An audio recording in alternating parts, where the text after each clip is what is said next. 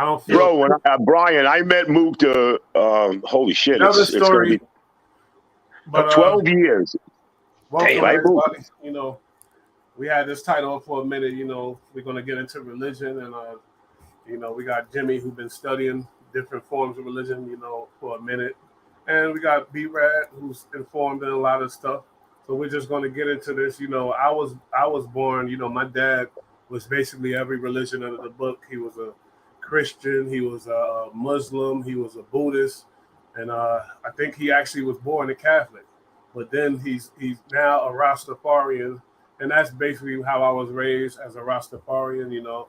And we have our own beliefs. It's a form of Christianity, some say, but you know we have our own beliefs and things like that.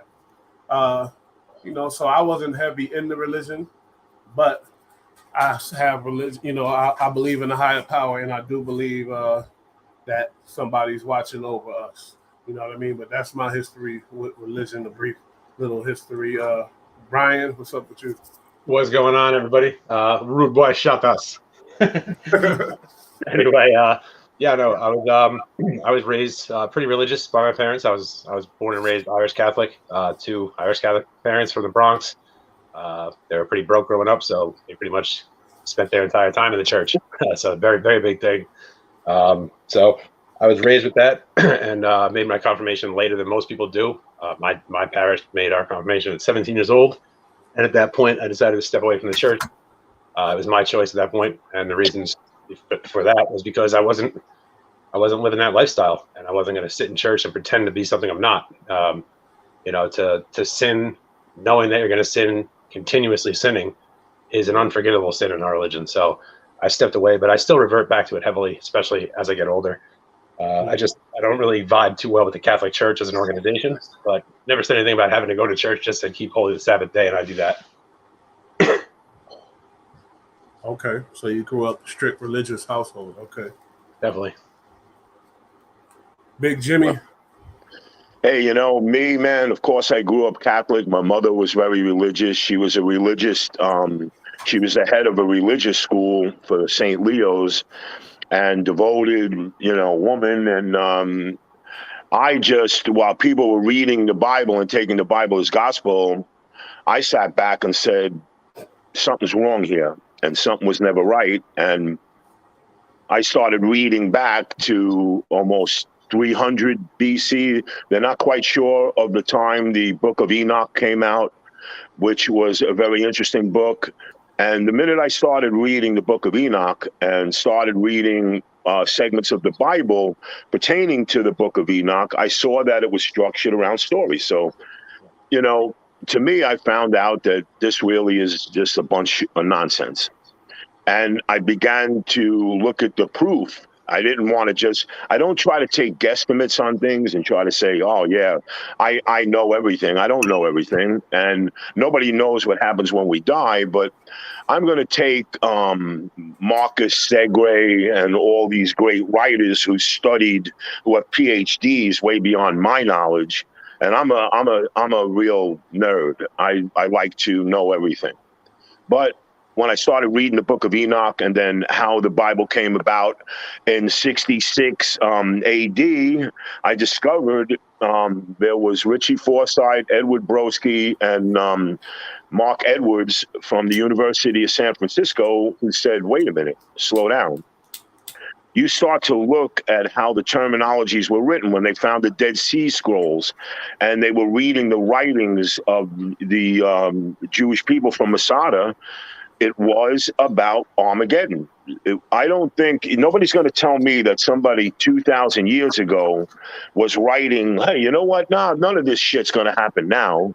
It's going to happen 2,000 years from now. No, that's insane. Because right now we're not thinking 2,000 years ahead. We don't even know if we're going to survive. Some people are. Well, hey, Mook, who? All right, who? What are you talking about? Analysts or theoretical? Theoreticus. I could never say that word. But they're saying what this might be happening with the earth. We're talking about religion. They're talking about the evolution of the earth. Like 2,000 years from now, they know that it's going to raise a heat wave, and we're heading for another ice age. Yeah, I can understand that, but I'm talking about religion, bro. There's no way. I thought the whole thing with Christianity is Jesus is coming back in the future. Wait, listen. I'm not a Christian. I'm more of a. Yeah, well, but Armageddon can be based on cataclysm. Like, we had the Younger Dryas could have been the cause for the last cataclysm, and that's the way God destroyed the earth with water. And they say next time He's going to destroy it with fire. Yeah, but wait a minute, my man. When you're talking about, but you're talking about people at that time that thought when there was a thunderstorm that the gods were angry. When the volcano erupted, they thought that the gods are angry. When Nile River, which is what is really described as the flood, the Nile River overflowed maybe 100,000 times. The Mississippi River, which developed way after the Pangea, of course, but that river dried up hundreds of thousands of times. The Antarctica was a tropical rainforest hundreds of thousands of times.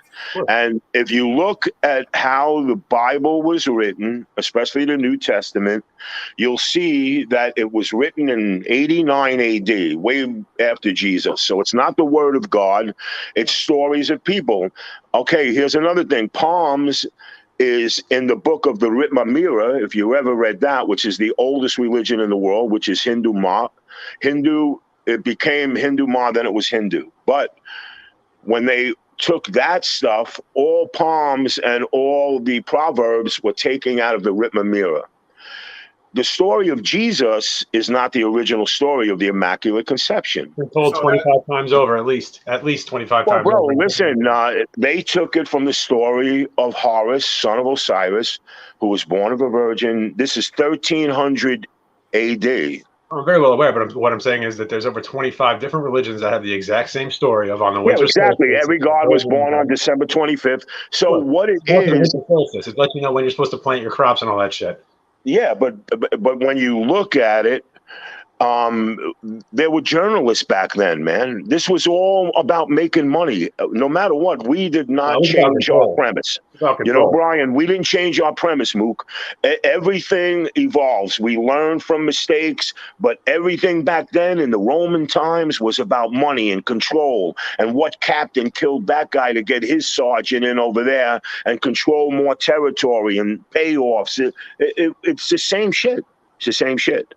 But when you look at how the storylines are put together almost 90 years after the so-called birth of Jesus, which they have no proof at all of Jesus, but they Jesus may not even have existed. Basically, what you have to understand is with religion in general, but especially the Catholic religion, doesn't matter what the story is. It's a guideline. It's a guide for how to live a life, and it's based on faith. Do you think as humans we could even have a proper understanding of God or God's will? No. So even if Jesus Christ is a made-up character, like say William Wallace was, right? But like he's a real guy, obviously. But I'm just saying, like he's just a character, and he's put forth in order to have us have an understanding of a celestial being, the Creator, something we can't even begin to fathom. Can't even begin to fathom a God and how that works and how He works through us and miracles and things. So like, whether or not the Bible is true, makes no difference to me. We're saying Jesus doesn't exist. We're saying I'm not saying that. I'm saying whether he did or didn't. Doesn't matter to me. Doesn't matter to me. It's having faith in something. But no, I believe Jesus exists. But you know what happens with faith? Faith is very dangerous, and our forefathers said that. Thomas Jefferson said we are better off having lighthouses. There's more effective efficiency out of lighthouses than there is out of churches. Our life as human beings, to know how precious life is, okay, because every single war and everybody that has died in the name of God. Yeah, but no So God would ever allow that shit to happen. So those people are heretics. well, that's what I'm saying. I'll tell a Christian, people argue with me all the time and, oh, God answers his prayers. I said, well, what about the 6 million people in World War II, the Jews that were praying to God? Where was God then? Okay, so and what about World War One? What about 1914 when we had the Heydrich? Women were getting raped and killed in the streets. Nobody even knows this shit. Absolutely, but if you remember when from reading the Bible back when before you turned an atheist, converted, whatever, at the end you have Judgment Day, 7 years of trials, tribulations, hell on fucking earth, man, and you got to go through all that shit. You got to keep the faith, and if so, then you will be, watching. But let me ask you a question. No, you got to suffer a little bit to get the good part. But on the other hand, hey, listen, I've gone from rich to poor, rich to poor, rich to poor, rich to poor several times, and I stuck through it. But it wasn't a God that was helping me; it was me and my mental mind and my focus and my strength that got me through that. And I don't think we need a God. And I think that religion is causing us to circumvent into, oh, you know what? I don't give a fuck. I'll do this and I'll do that. But you know what? God's going to take care of me when I die. Look, the Muslim religion is, the radical Muslim religion is morticized for death. And so they love death as we love life. As a complete abuse of the Quran. They're abusing the Quran and they fucking know that shit. They're abusing that. They're twisting it. Yeah, but bro, guess what? Do you know when the Muslim religion was invented? Yeah, like 6,000 years ago or some shit like that. No. 600, are you ready for this? 689 AD. 689 AD. Wow. It is the newest religion, and everybody thinks like you. The oldest religion in the world is the Hindu religion, the Hindu Math. The Hindu Math was the Rit Mira, where everything pretty much in the Bible was put into that book. And then in the book of Enoch, this is why it's very puzzling and why in the Bible, if it's God's word, the earth is the center of the universe. No, we were creating this. Oh, look at us. We're on this planet. We are the center. This is God's. No, we're not. They were going to kill Galileo. The Catholic Church was going to kill Galileo because he said, "Hey, wait a minute. I discovered Jupiter. And I found out that we evolved around a sun." The Catholic Church was going to murder him. Leonardo da Vinci. Well, the Catholic Church has murdered tons of scientists. Oh, yeah, bro. Absolutely. It's, to this which day. One is a bit more vicious? Because the Catholic, is the oldest religion, right? Yeah. Besides the one Jimmy just mentioned. No, Judaism came first. Jesus was a Jew. So the Old Testament, in my religion, the Old Testament is the Torah. Mm-hmm. Yeah, the Torah is old, but it's the Hindu and the Rit Mara were written 2,000 years before the Jewish religion. They had lots of books. They had the Bhagavad Gita is a major book of theirs. What else do they have? I've actually read some of these shit. Like religion. Listen, they wrote the Dead Sea Scrolls. They wrote the Dead Sea Scrolls when the Romans took 9 weeks to make the hill in Masada to obelisks, right? To kill them all. And I got to tell you the truth.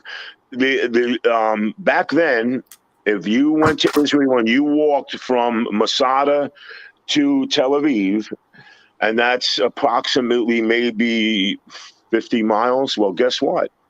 You would see thousands and thousands of people hanging on a cross. Absolutely, but they never nailed them to it. They only tied them to it. Well, some of them they did. The ones that they caught stabbing the Romans, because you know how that all became. You know how that all came around. That is the Armageddon, because the Romans came down and said, "Oh, you want to kill my citizens of Rome? You could not touch a citizen of Rome." Rome came down with hundreds of thousands of soldiers and just started hanging these people. The ones that they caught that were stabbing, they got hung on the cross with nails. But a lot of them they let to die and rot and just starve and suffer. Yeah, it was bad. Evil, man, no doubt. Like shit was crazy back then, but there's still cutting people's heads off in the middle of the desert to this day. Yeah, and so when they found the Dead Sea Scrolls, and that was the beginning of the Revelations. And first of all, if you want to know something, okay, here's another thing to tear down the Bible. Remember the 7 horsemen? It's the 4 horsemen. Well, Four no, it's the horsemen 7 horsemen. One black, green. Right? They each usher in. It's 7 seals. Not the horsemen. These are the 7. What is that? Seals. 7 seals. Yeah, right. I'm sorry. The 7 seals. Okay, the 7 seals represented the 7 Roman hills of Italy, and that was written by all of Greek. Aristotle, Socrates, these people were writing about that, because if you said anything about Rome, you were flogged, you were killed in a second. Sure. So that was a disguise written, and that's Greek mythology. And Greek mythology was writing that about Roman, that's the Roman Republic. The Roman Empire came later. But at the time, the Roman Republic was, they ruled everything. They just took all the same you could not damage, but every one of those plagues and everything was about Rome.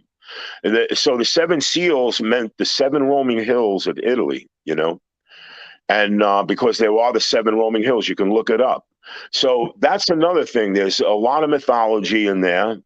Even in Ezekiel, they talk of spaceships. You can tear the Bible apart. Nobody's going to tell me that somebody was traveling in a big fish's mouth for 3 days. It's just insane. And a talking snake, that story was taken from the Ottomans. Okay, so that's a great story. You're a journalist and you're writing the Bible.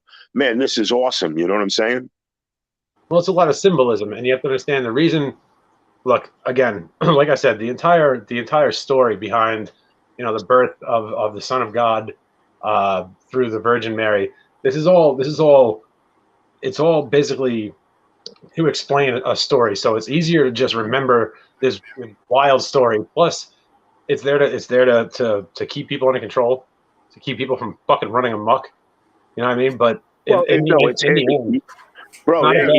mean is fear, right? But what you mean is fear. People that are religion, are they not more positive than the average atheist? The Absolutely. average atheist, Hey, listen. Dark, depressed, dealing with death, and it's real cynical. Am I wrong about that? You're very wrong. I want to tell you something about atheists, and I know a lot of them. They're very educated people. They're doctors, they're lawyers. They're people that have, one FBI agent friend of mine has a PhD in psychology, and a very, very smart guy. And I'm not arguing about that. No, but he's an atheist, and I'm more about life. Mook, you see me. Do you see how I am? Yeah, I'm about love and peace. Like I said, I was raised with religion, and I believe in it to a certain extent. I'm not a fool. I'm very well aware of what these stories are and what the science is behind it. And they didn't understand things back then. The average person couldn't explain away a lot of stuff that we can today. But when it comes to push to shove, if my life's threatened or something's going on in my life, I'm not going to sit there and wait for God to help me. I'm going to do something. But in the end, if you have faith and you believe in something, it's not terrible. It'll keep you from doing religious guy will tell you that God gave you the power to do something. God gave you absolutely. God empowered each and every one of us, and just because the story might not be real, or like I said, if God were to speak to us as humans, if let's say God is 100% real, God were to try to speak to us, probably wouldn't be able to hear him. You know what I mean? Like, it'd probably kill us, to be honest. I'm just saying, like, how could we possibly understand the word of God? It's just a tradition. It's just a story. You know what I mean? It's making people. It's putting people in fear. It's putting people in hope. No, it makes people accountable, and it keeps people in check. And it's not a horrible way to live your life if you follow Jesus Christ. If you live, what about the murderers in the mafia that believe in Jesus Christ but go out and kill people? They're full of shit. That's a venial sin. So I think, honestly, Bly, the whole thing is full of shit. I get it. What I'm saying, like, I'm not out here whacking people in God's name. You know what I mean? If you're doing that, I only know that my sensei from when I studied Vada, my sensei had cancer, and I was like, holy shit, I was so upset. But you know what? His strength through studying what he did, and me and him, you're going to get better. You're going to get better. I wasn't focused on it, but through his weakness and through him being the fear of that, he completely turned into God. He's a born again Christian now. He's actually a pastor. Yeah, I know. He probably bore witness to a miracle. Chris, right, bro? Yeah, Chris, man. Good guy. So, Jimmy, let me ask you, when did you decide to become atheist? Did something happen or what? No, it was when I guess before my confirmation, so I had to be 16 years old. This is 1976, and I just started questioning things, and like I would ask my mother, I'd say, "Hey, Mom, let me ask you a question." "Oh, don't think like that and don't do that." The more she said that, the more I went to the library and started reading up. And when I was studying, like when I went to college and started studying ancient history with Italy and Egypt, I was like, holy shit, the seven Roman hills. Yeah, there was like all these writings from Leonardo da Vinci, Michelangelo, which were war engineers. Everybody thinks they were artists. That was something they did on the side. But listen, I'm going to tell you something else. When the Medici family took Michelangelo Mook, they took him by the arm and they brought him to Rome. And when he painted the Sistine Chapel, which is the most amazing thing I've ever seen, when you look at the center, a doctor in 1955, no one knew. Julius II was questioning, what is this veil around, God? What is this veil? And he said, that's like a protective dome, but it wasn't. It was the right temporal lobe of a human brain. Yeah, that's the pineal gland, actually. Yeah. And when I started studying this shit, I started reading about this. His teachers, Michelangelo's teachers and the professors in the University of Naples, and in Rome, this guy they brought him around like soldiers went with him when Michelangelo was going to Sorrento or he's going here. He had an entourage of like 500 people. This guy was like a deity, man. They believed he was divine to an extent. Yeah, but all his teachers, it said in the book, if you read a lot of Roman literature, they were saying it's all bullshit. It's all this. They do this and they make money, and Michelangelo was taught. So if you look, you'll see Julius II sitting in a chair, and you'll see Michelangelo giving him these two fingers up, like we would look at it as a peace sign. Mm-hmm. But back then, that was giving a guy the middle finger. That was like, hey, Pafangul, fuck you. Yeah, but you'll see him doing that to Julius II. And Julius II questioned him. He had nudes in there, and they made him paint over it. But I recommend that you go and see it. Yeah, it's a beautiful thing. It's a beautiful thought. But for me, man, we're the elements of the earth. We have a fish's heart, which still no Christian, oh, that's not true. Yes, it's 100% true. We do have a fish's heart. We did come from the water 500,000 years ago. We come from a vertebrate fish that began a sequence of salamander before the great dying and before the Carboniferous, way before the Permian extinction. Yeah, man, we are known, and once the dinosaurs died, we began to grow, bro. We have proof of that. We can date it back to 6 million years ago, but we're still learning a lot of shit. But no, man, again, like the church was going to kill Galileo. So if that's God's word, then why such nonsense?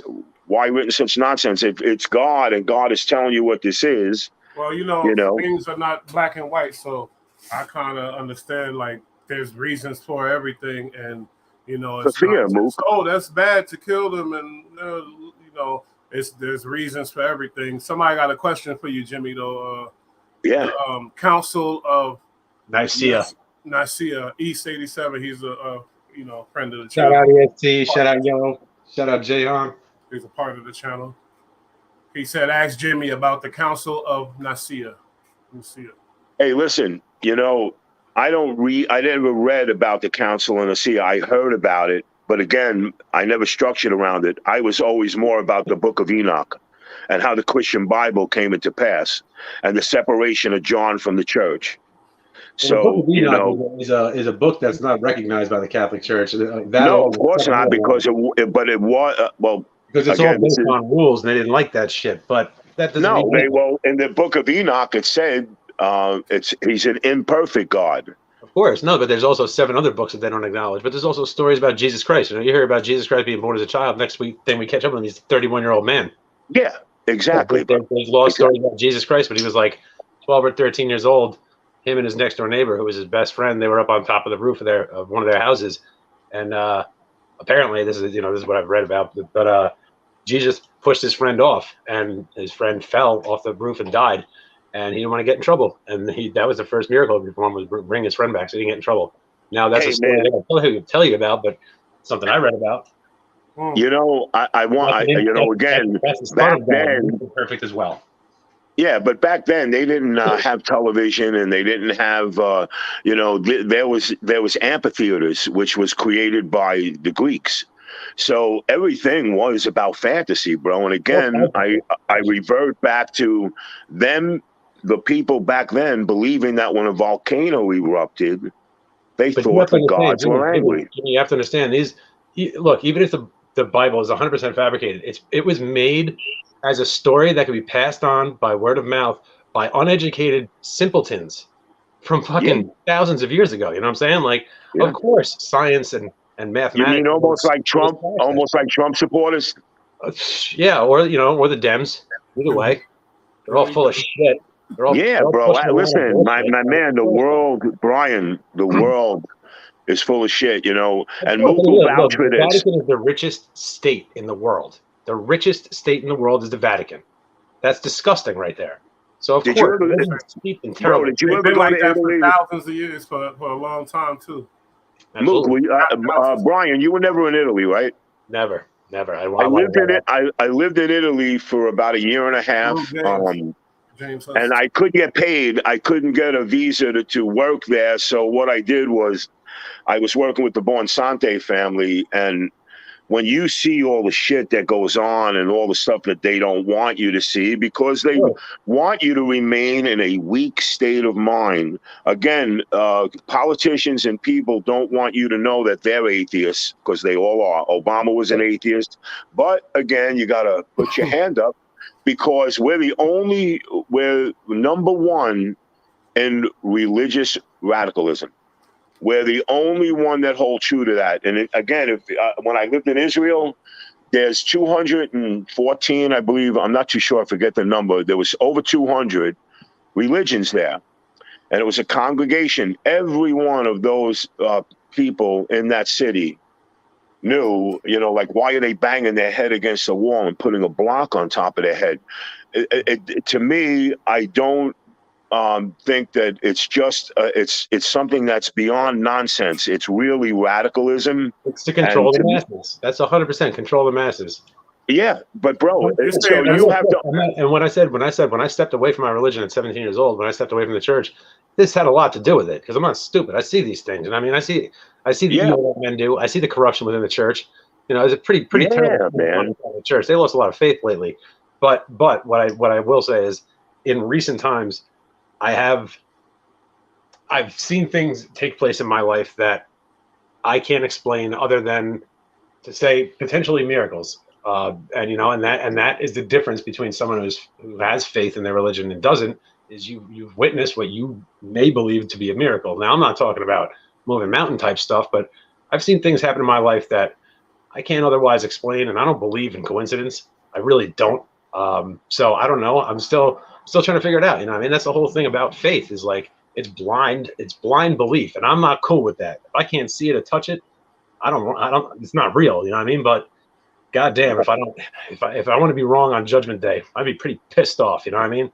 Hey, but wait a minute, man. If there really is a God, I understood it. And I understood that even if it's wrong, even if it's not true, it's not a wrong way to live your life, because the way it states in the Bible, if you follow it to the point, killing is not cool. So you can't kill somebody in the name of it. I don't care if it's for your country or none of that shit. You need to suffer a horrible death.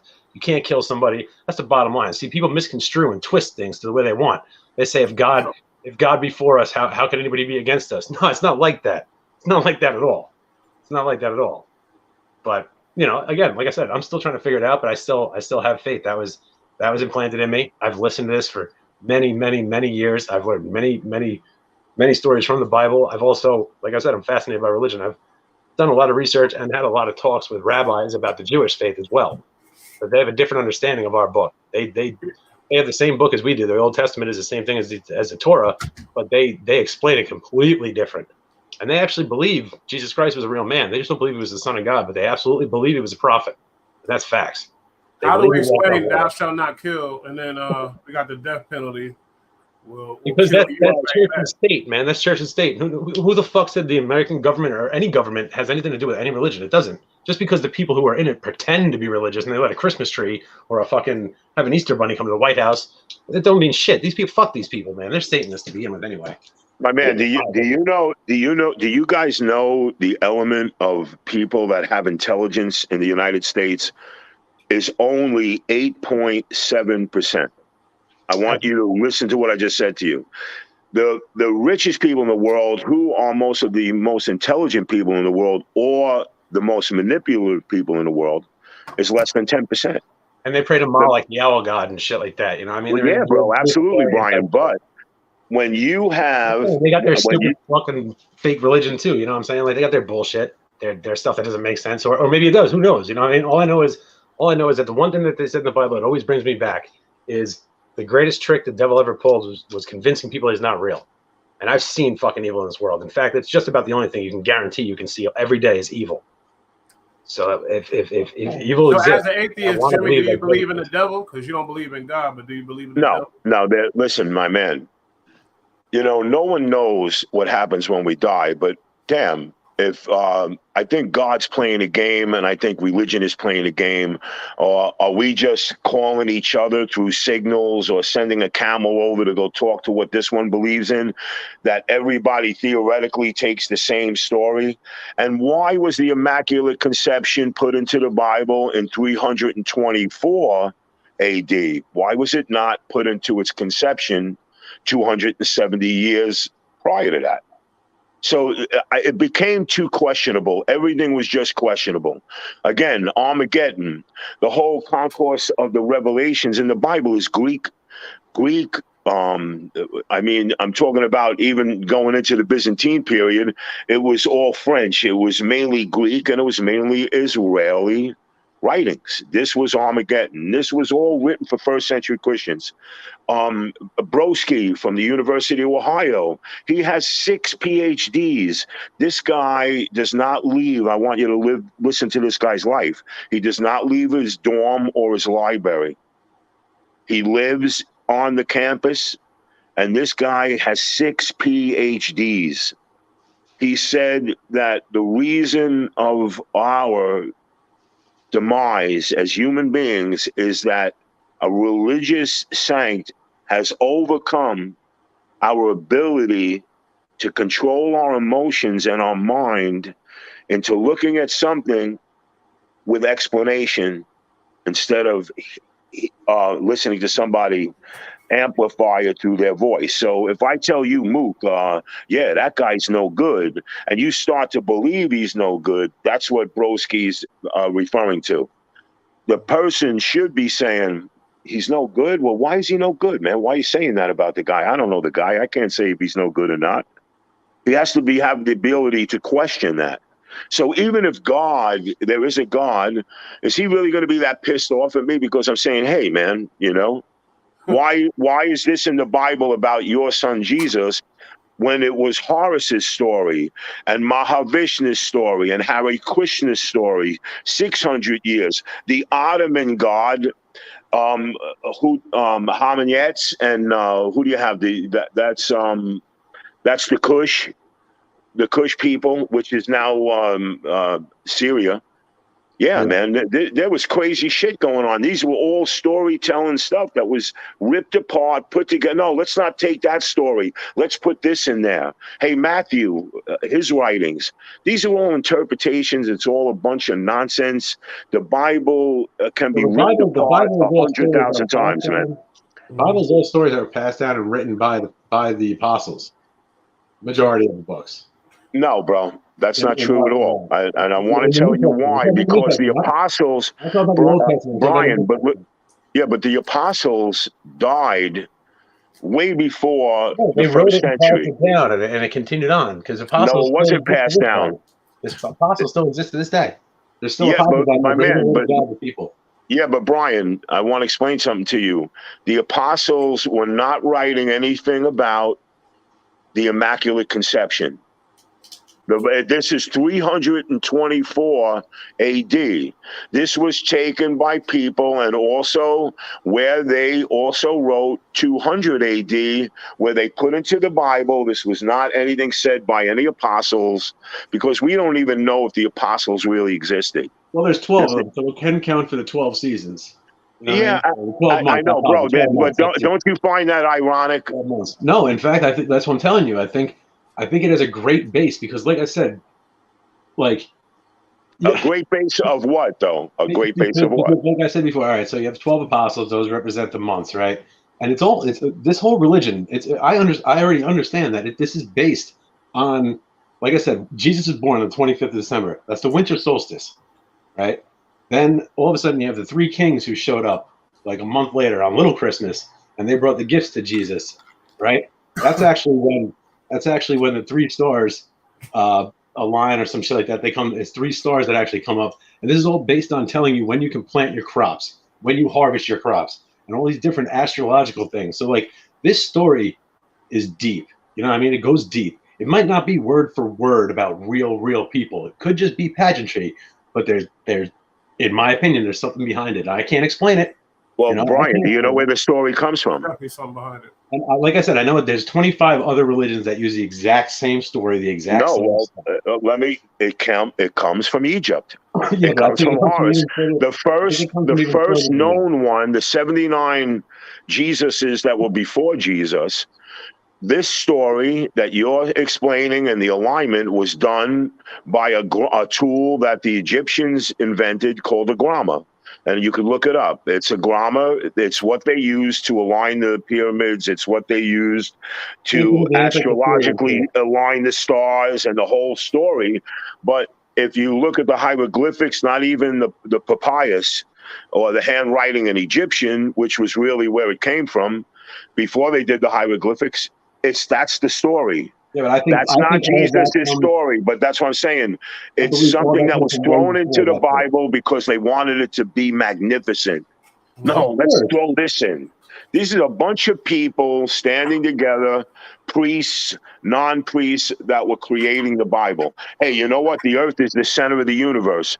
The Bible was changed literally, they estimated about 1,000 times.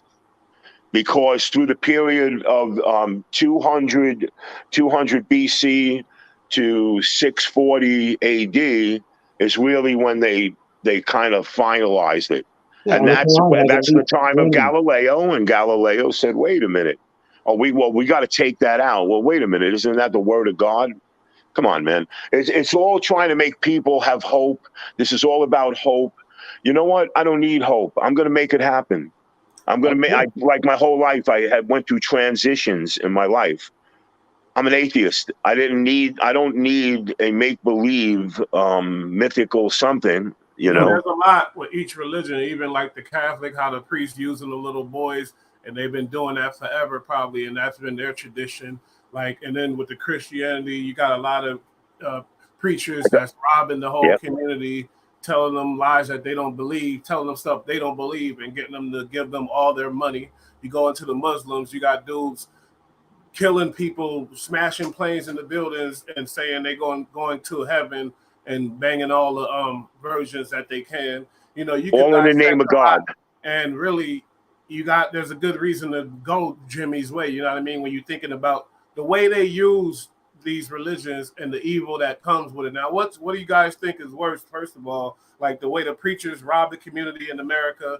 You said this country is the most radical, but I'm not sure because you got the Muslims and they'll fucking blow the whole town up in the name of Allah. You got some of the radical Muslims, some of them, not all of them. Vatican is yeah, but Mook, I'm talking about in the populace. I'm talking about in populace.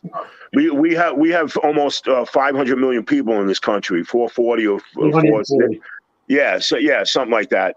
I know it went down, but 90% of these people are radical religious people. And if you take that population of the Muslim population, even from India, you got to understand, there's two ways to take the Quran. India doesn't take it that way. Pakistan doesn't. Syria, on the other hand, Jordan, on the other hand, there's a lot of radical. Iraq, yes. You got the ISIS. You got those are the radical Muslims. But if you take the majority of radical Muslims, it's not a lot. That's why ISIS was defeated by the U.S. Because they were too small. They couldn't handle the force of the United States. Iraq, Muslims also live by Sharia law, which is their own fucking version. It's like a subset, you know what I mean? And it's bullshit. A lot of it's nonsense. They love death. Yeah, bro, they love death, man. They also like these are people. The radical Muslims love death. We love life. They love death. They love ignorance too. They love the stoppage of intelligence through their women, so they can't basically walk away from them. They keep in fear and shit. And look, a lot of religion is fear based. I get it. I'm not saying. Do you know why the Muslims have the women dressed like that? Do you actually want to know the real reason why they're dressed like that? Why? So they themselves don't have the temptation. Well, women in to their look religion upon a woman in a sexual way. Women are used for reproduction only. Other than that, sexual enjoyment. Small bit. Yeah, the Hasidic Jews hold out the thing with the blood on it and stuff. Man. Listen, it's just, to me, this is just real. It's radicalism. Any religion is a cult. It's a cult and it's radicalism. And again, we would all be better off if religion was not in it, because I don't think we'd have a purpose of knowing, hey, you know what? I'm going to fight for this, but wait a minute, man. This is it. Let me enjoy where I am. Let me love my brother. And that's my belief. I don't have a belief in a God, but I'm the nicest person you want to meet. I'll do anything for anybody, man. My friends call out. Doesn't tell me to hurt anybody. It only gives me a solid way to live my life. And if it's wrong in the end, I wouldn't go to hell for it. But if it's right, I just might be able to get into the kingdom of God. And you know what? Okay, let me ask you something. I'm probably willing to take, to be honest. And again, I sin. I haven't been to confirmation. I haven't been to I haven't been to a confession in like 7 years. Last time I went to confession was because I beat the brakes off this kid on St. Patrick's Day down in the city. I thought I killed him. That's why I went. That's it. All right, Brian, let me ask you something. Now, were you protecting yourself when you did that? Yeah, no, I was convinced I was going to prison. Yeah, 100%. No, but I'm saying, were you protecting yourself against this guy, or picking on him? I was defending a family member. Okay, so that's what I'm saying. So you did something in self-defense. Yeah, if you did something in self-defense, why would you have to go talk to somebody that you think because I was this invisible person, or the person that's telling you to do 200 Hail Marys? Hail Mary, Hail Mary, Hail Mary, Hail Mary. It turned out that the person I was protecting had lied to me. But also on top of that, regardless, even if I hadn't, I still hurt somebody very badly. Very badly. And that's regardless of the reason, it's not cool with me. In karate, we learned a thing, especially with the Zen. It's and this is an Indian thing. It's the Harut, and the Harut is about you being the master of your life and the master. Nothing goes right. Everything has a challenge. Sometimes we have to face adversity. Sometimes we do things we don't like. Did I like doing that? Absolutely not. But you don't need somebody to look down on you that's not going to do anything for you. And I mean that to follow a set of rules that I'm not smart enough to have made up for myself. And not rules necessarily. I'm just saying guidelines to living the potential better life. And if it promises eternal life in the kingdom of heaven, it's not a terrible way to go. Yeah, Doesn't we're not make here to sense. try to Feminist. convert each other. We gotta respect each other's religions and everything else. No, listen, that's Just fine. explore I I don't. respect everybody's religion because I'm fascinated by religion, just like I am history. And I think Well, I know a lot of it's pageantry. We can't all be right. And if it's So, somebody Jimmy, is right, it's probably somebody in the Amazon, like 30 guys in the I Amazon believing some weird stuff. That's I probably never want to talk anybody out of anything they believe in. I would never do Jimmy, that. your form of karate, like mostly Buddhist and come Well, from like, no, my karate actually comes from Tibet. The Vata and the Zitwa that I studied and the levels of Samadhi are all Tibet. Um, Tibet was owned by India, but the Chinese monks came over, took that. Vata means to slay with an open hand. We do not practice with weapons. When I studied Kung Fu, that was a different story. Then we got into shaka blades and throwing stars and, learning ninja stuff. The Kung Fu was real ninja stuff. But I thought you were yeah, it Buddhist was all about Buddha. And Buddha doesn't believe in a God. Buddha believes in the sanctity of your spirit as a human being. My religion is about the basis of being good, being wholesome to everybody. When somebody needs you, you give them more. You never ask for something back. It's based on enlightenment, true consciousness, and understanding. Absolutely, bro. Okay. And that's what I believe in. I So don't who was this believe guy, in- Jimmy? I Who like was the bald-headed image? That's the guy, Buddha. the You Buddhist. know the nail salons and shit? The big fat guy in all the nail salons? Yeah, that's Yeah, Buddha. who was that guy, Jimmy? That's Buddha. what's that? Yeah, that's Buddha. Oh, that's Buddha. And you That's that guys, Buddha right there. Yeah. Palava was the man with the 6 hands. It's not about who that is. Buddha is a representation of yourself. You are Buddha. Buddha is there telling you, look, make good of your life now. My religion is about us and now. I only know that I'm talking to Brian right now. I'm talking to Mukta. We are trying to identify things about religion, but the reality again of religion is there's a lot of holes punched, there's a lot of impracticalities, and there's a lot of mythical stories that are in the Bible. And again, Ezekiel speaks of spaceships. Do I believe in aliens? Absolutely, without a doubt. But aliens didn't build the pyramids. And there's spaceships in all different religions that they speak of them. They have bro.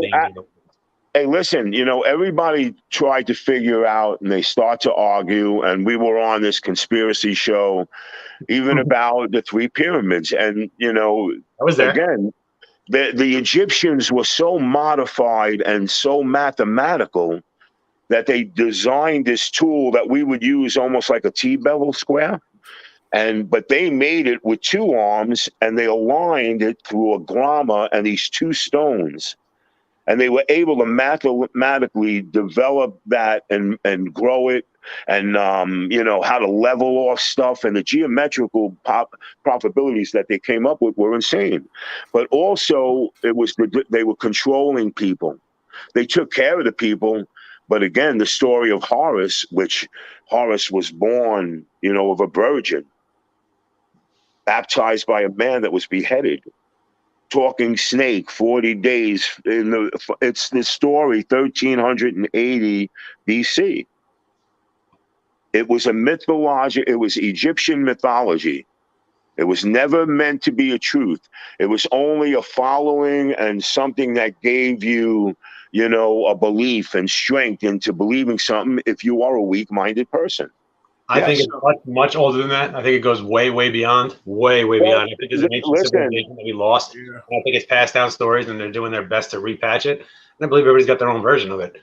But I got to tell you, no, I disagree with you because 6,000 years ago, the Hindu religion, the oldest religion, had 24 gods at one time, which they narrowed it down, and less than half the god of the sun, the god of the earth. But it was only the belief of the earth. That's why they came up with the story of the 12 apostles.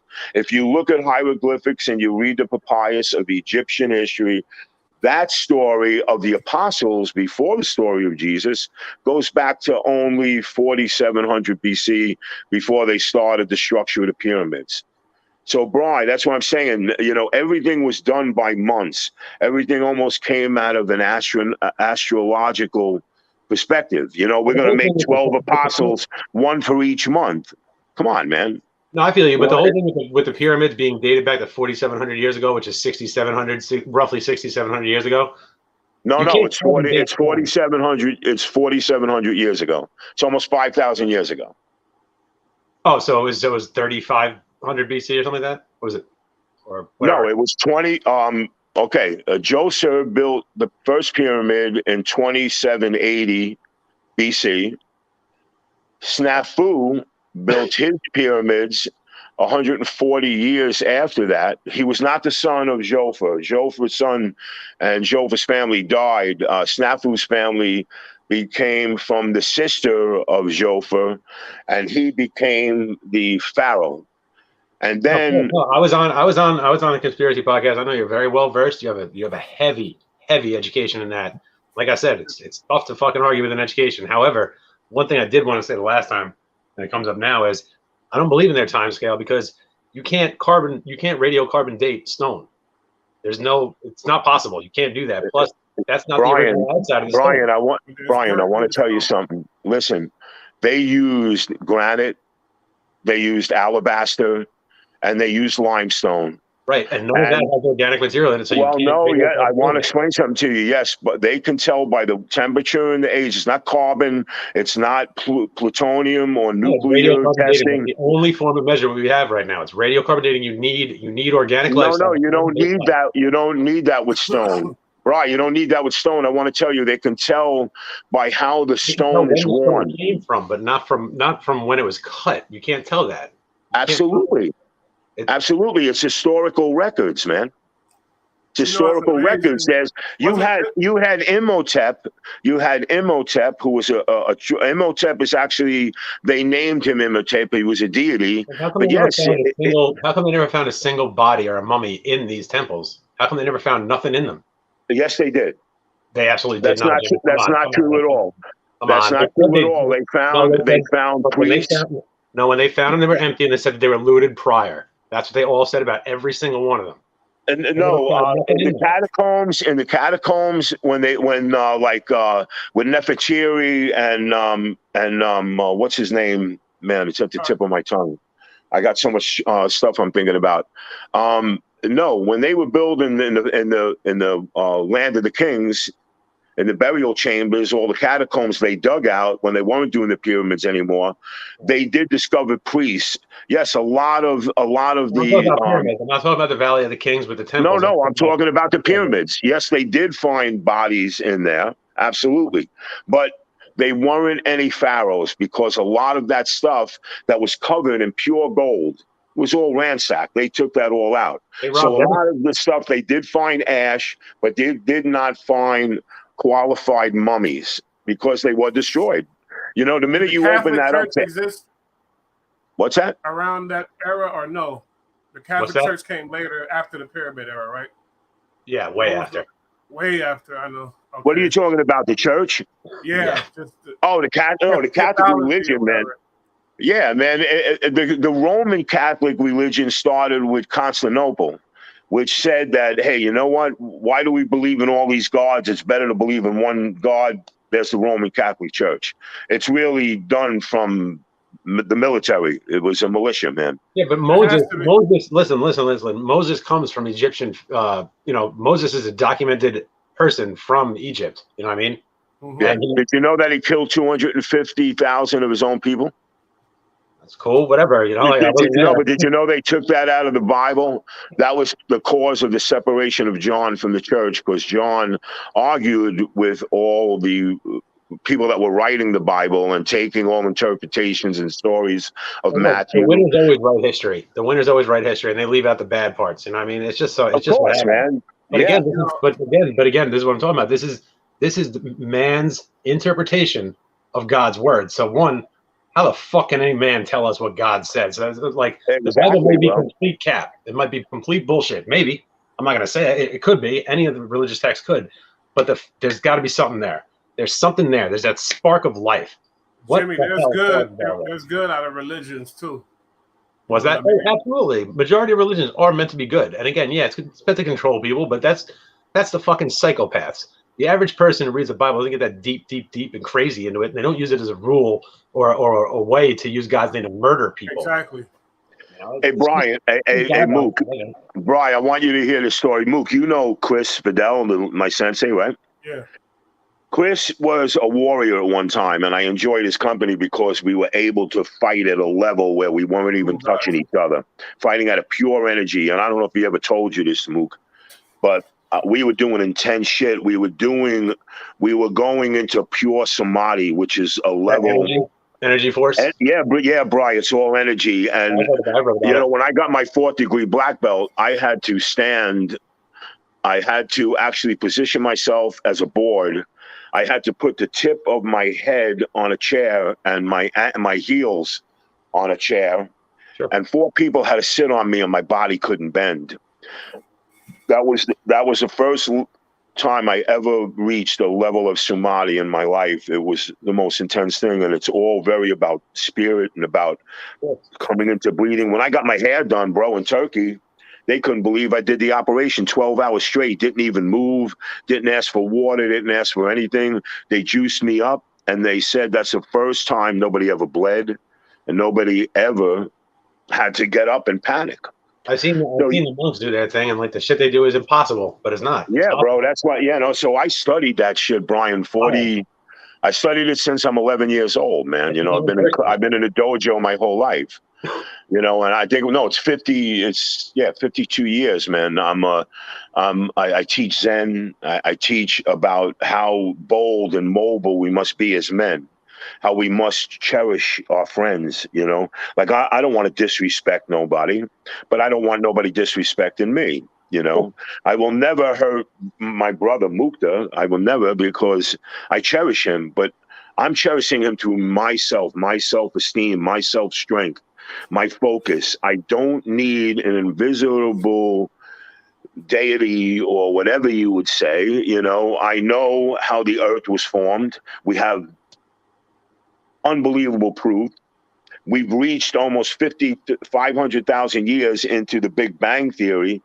But the problem is that it's so vast and widespread now. You're talking about 14 billion years, man. Think about that. The Earth is 4.5 billion years old. I'm a student of science, mathematics. I've also been passed down a tradition with a book. And, you know, I do have, to some extent, I do have faith in basically a spiritual guide, you know? But like I said, but Brian, you're allowed to do that, man. If that makes you feel better, that's where a religion might help somebody. But me, I'm a realist, bro. I want to know. I want to see the dynamics of real proof and intelligence, not stories taken from 1,000 different books. And oh yeah, you're right. The Earth is not flat, or the Earth is not the center of the universe. I don't think the Bible was ever meant to be taken literally. I think that's the problem. I think that's a real problem in this world with people, is that they you know, religion to people is carved in stone, right? It's a belief system. It shouldn't be a belief system, because every day we learn more and more. It's That's how you were growing up. But an idea can be changed, right? A belief is set in stone. Beliefs are not good. An idea, but it's a tradition. It's a tradition and a story that teach you how to deal with everyday events. Yeah, Brian, absolutely, man, absolutely. That's why the Jewish there's good traditions and there's bad traditions. Now you think about the Catholic Church. How long have they been known, you know, preachers that, oh yeah, like, that's different. You know, they talk to each other, they know everything that's going on. Yeah, but that's not in the Bible. That's not a long time. You know what I mean? The Catholic Church started in the Bible was written in what was it? 89. It was 89 AD. The Roman Catholic religion started right before that. Okay. When they indoctrinated the Bible, when Constantinople and wanted to do the writings, and they wanted to pass the Roman, I'm talking about the Roman Catholic Bible. The Christian Bible is a little different. That was way back on Jesus. So the Bible, the Christian religion started 2,000 years ago when with the birth of Christ, man. Well, the first book is the Old Testament. That's even older than Christ. That was the book. Well, yeah, but the Old Testament is not Christian. The Old Testament is not Christian. It's the Torah. Yeah. The Old Testament. No, I know, of course, and that's why, like I said, I've spoken to many many Jewish people, specifically Hasidic or ultra Orthodox, that they basically explain the Old Testament, the Torah, in a very different way than Catholic priests do. But it's all just stories for understanding how to deal with things that happen in life. Basic necessity things of understanding people, business, interaction with family. It's just tradition, and it's just stories to try to aid you. You know, people take it too fucking literally. Oh, burning bush. Well, it couldn't be like. Bro, it's called control, man. It's called control. But I'm just saying, like when like this, with the story of Sodom and Gomorrah, right? The two cities that were destroyed because they were wilding out. They were doing awful things, you know, horrible things. Now, when whoever's wife it was, I forget who it was, when his wife turned around to look at it, and she was told not to, she was said to have turned into a pillar of salt. Now, I doubt that. Can I tell you something? Can I tell you something? That I want to tell you. Yes, Sodom and Gomorrah were the two cities that were close to what became a desert. If you want to know the truth about what went down, we now have glass out there, so something fucking went down out there. Yeah, bro. There was a meteorite. That's what I'm saying. So somebody was. We have scientific proof of that now. Right, but that it was a meteorite, because Sodom and Gomorrah, they actually discovered where the glass blast was out. There was no way that the sun was hot enough to make to make the sand glow. Yeah, it was a meteorite, and that's what. Oh, Sodom and Gomorrah, because of what they did. How dare they? Fucking elephants. Who gives a fuck what they're doing? Again, all it did, Jimmy, was explain how two cities disappeared, how that glass got there, and then because you know what? At that time, that was Las Vegas. But it also was hedonism. Do certain things but did you know that the Romans traveled there, and many people from all over the world traveled there? It was, guess what, bro? They had Vegas back then there too. Of course, no, that was Vegas. I know, but it didn't blow up because of some god. It blew up because of a meteorite, and it was they're the two closest cities. Somebody will argue that God sent that meteorite. That's the thing. God smited them for that reason, and I mean, again, this is all faith based, but I'm just saying, like. God damn, that spark that creates life. You know, when a person dies and they lose that 21 grams, what the fuck is that, man? Like there's something that's not explained in this world. Yeah, bro, it's called the energy in our body. It's electronic magnetic impulses that fly through our body. We are attached to the earth. The earth is a magnet. We are part of that magnet. When this moon, when there's a full moon and the draw of the earth is stronger, we react to that because we are solar energy, bro. And guess what? Martha Adams is she's a theoreticist. She has explained it thoroughly because, again, I don't have PhDs like she does. I'm a novice compared to her. But when she tells you that the development of religion was for the form of control, the same way when people built the pharaohs, the people wanted to be buried with the pharaohs, so in the afterlife they'll go. It's the same thing. Religion was based on control and weakness, keeping you weak, keeping you believing. Of course, how to control the masses so that they don't fucking wild out. Of course, bro, absolutely. So that's why religion is very radical. Religion is very radical. We never discussed about the Muslim religion. I would argue that religion keeps people from being radical, but then stupid people use it as an excuse to be radical. And the same way there's radical Christians. Same way there's radical Christians. Yeah, there are, and I'm scared of them motherfuckers too, man. They're crazy. They're crazy. Yeah. Heaven's Gate motherfuckers. These fucking people down in Texas that got burned up back in the day. You know, there's some wild ass people out there. They all commit sin. They all commit sin knowingly in God's name, which is bullshit. It's bullshit. Listen, yeah. There's a guy. I turned on the channel, Brian. I forget what channel. Mook. It was the weirdest. Mook. This was the weirdest thing I saw. This guy. He put his hand to the mic and he's looking snarly in the camera. He goes, "Are you going to tell me to fulfill your seed? The $1,000 gift that you send will fulfill the oath of what God has given you. Give me that $1,000 seed and I'll grow it into $1 billion." So that's normal. Yep. But Mook, they're like faith healers, snake people. They're all fucking nuts, man. Yeah, but bro, but what bothers me is that people say they talk to God. Have you guys ever seen the movie Religulous? No. Ryan, Mook, I want you guys, listen, this is Bill Maher. Google it. You can watch it on Netflix or whatever. but it's called Religulous. Bill Maher, in a very simple form, brought it all together for you to have a great understanding. He went to, in Orlando, there's a Christian Bible place, and it's all about Jesus, and they do the whole thing, the sign of the cross and the walking. You had people going, like this and all this craziness. But there was people that did not know that the real story of Jesus and the Immaculate Conception, they did, that's not true at all. No, how dare you? You know, that's the radicalism that bothers me. Yeah, people are crazy. I get it. But all right, so Jimmy, so you came up in the Catholic Church. You're Italian. So I grew up in an Irish family, but I grew up with a lot of Italians, so I know them very well. So your understanding of our religion is pretty much the same. We came from the same ghettos in New York. It's the same shit, bro. Yeah. That's what I'm saying. So you're aware. You guys, I'm sure, are aware of when people are supposedly touched by the Holy Ghost. When the Holy Spirit touches you, people pass the fuck out. You've seen this? You've heard of this? Bro, can I tell you something? Listen, I studied karate 52 years. I teach how to fight with energy. I moved 2 of my students about 2 months ago. I didn't even touch them. They were going for their brown belt. I didn't pass them.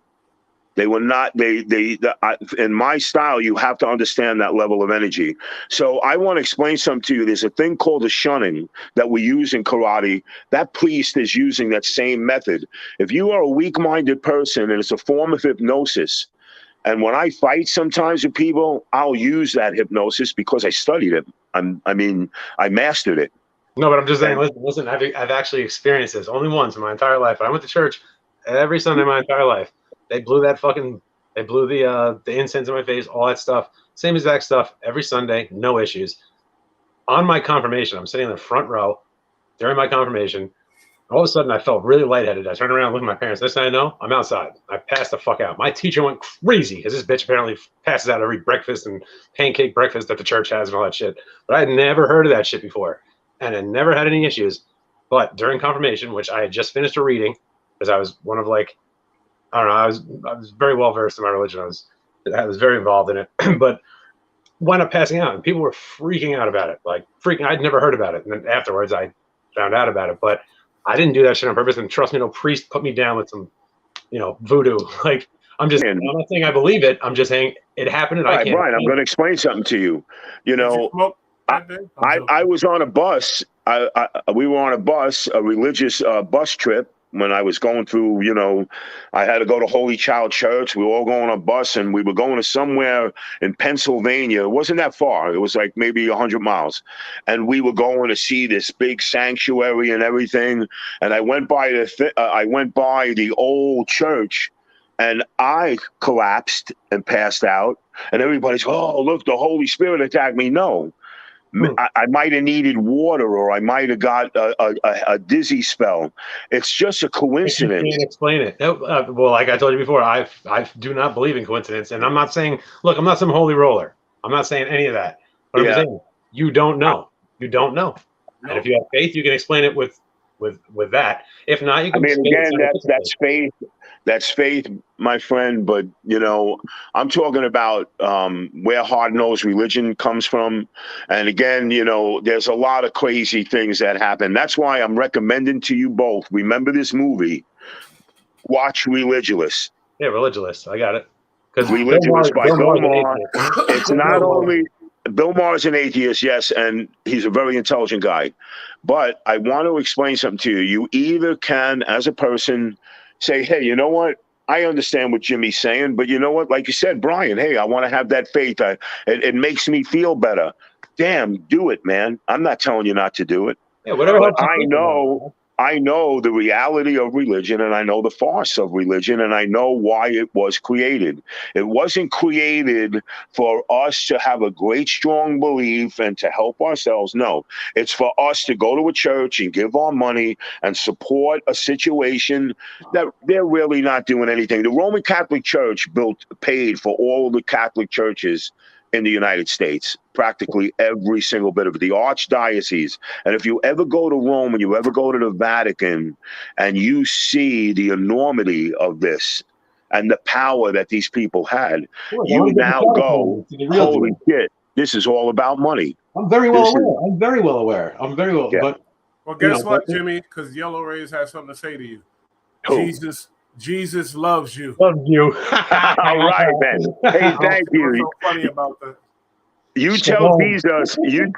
You tell Jesus I thank him very much. I hope he's not talking to Jesus. Or they ask him if he's talking to Jesus.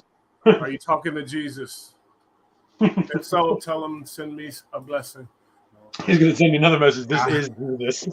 Hey, look, Mook, my sensei Chris and I were so close and tight. We were so involved in a really spiritual level of karate. I mean, I can't even describe it. If you ever talk to him or you ever see him, you say, hey, you and Jimmy, did you ever go to a level? We were actually fighting at a level of energy where we didn't even touch each other. I went to go hit him. There was so much mass there, and that can be developed. But through his cancer, through his weakness, he needed that spirituality of God to get him through that because, it's a turmoil. Yeah, but and most people, you can't say weakness. He went through cancer, life threatening situation, and he found strength. No, but Mook, it was a weakness. He was weak to be able to grab Jesus. He felt down. Yeah, bro. That's what I'm trying to say. He was down. He was depressed. Through Jesus, that Jesus didn't have anything to do with him healing. He actually got better, thank God. And the chemotherapy, it just knocked it right out of him. It was after that thrust that he started becoming religious and became a pastor. He has his own church now. Maybe Jesus talked to him and he's seen something. Because you know what? He had a fear in him. He felt the spirit of God at that point. You know what I mean? I don't believe that at all, man. I'm sorry. I understand. But like I said, there's certain things that take place. My mother, I just watched my mother suffer for 6 years. And I saw my sister praying and praying and praying and praying and praying. No, it has nothing to do with. I watched my brother suffer for 10 years, and then I witnessed him die 3 times over.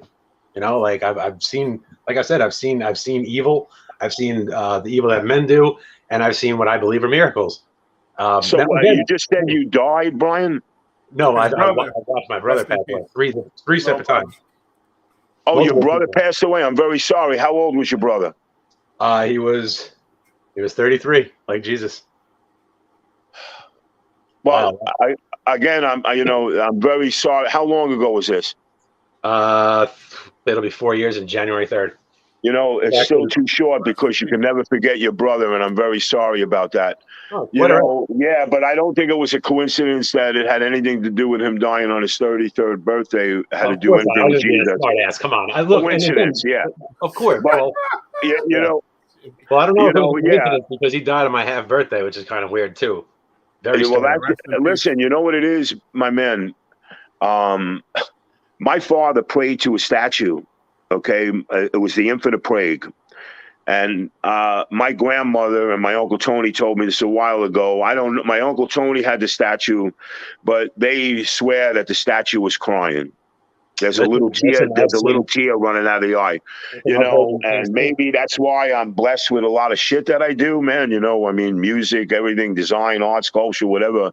I just mold into it. I just think I had an opportunity to be born with a couple of gifts. I think it has a lot to do with personality and character and willfulness and diligence. I don't think it was anything to do with a God. I really don't think. Everybody, you got a gift from God. God gifted you. I don't get it.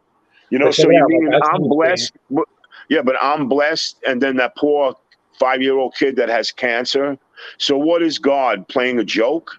No, it's not a joke at all. God picking and choosing? No, bro. In order to make it into kingdom of heaven, you may have to suffer. That's part of having faith, of keeping the faith too. It's actually a test. You witness. But they wrote that in there. Yeah, but that was written in from the Ritma Mira. Jimmy, again, who knows where religion came from? Like I'm saying, God may not be an individual. Jesus may just be a guy, who was a prophet, who wasn't the actual son of God, like the Jews believe. No, but I know that, Brian. But you were just talking about like something spiritual. That's 100%. What I'm. 100%. Yeah. Which is. I don't think. Listen, again, when you walk up to a person, Brian, you know you don't like that dude. Did you ever get that, like, that weird feeling about somebody? Of course, every day. Okay, that's your electronic magnetic impulses shooting out of your body, literally at the same rate at the sun, but at the same speed as the low sun, vibration frequencies. but a very different level. Well, that's what we experience.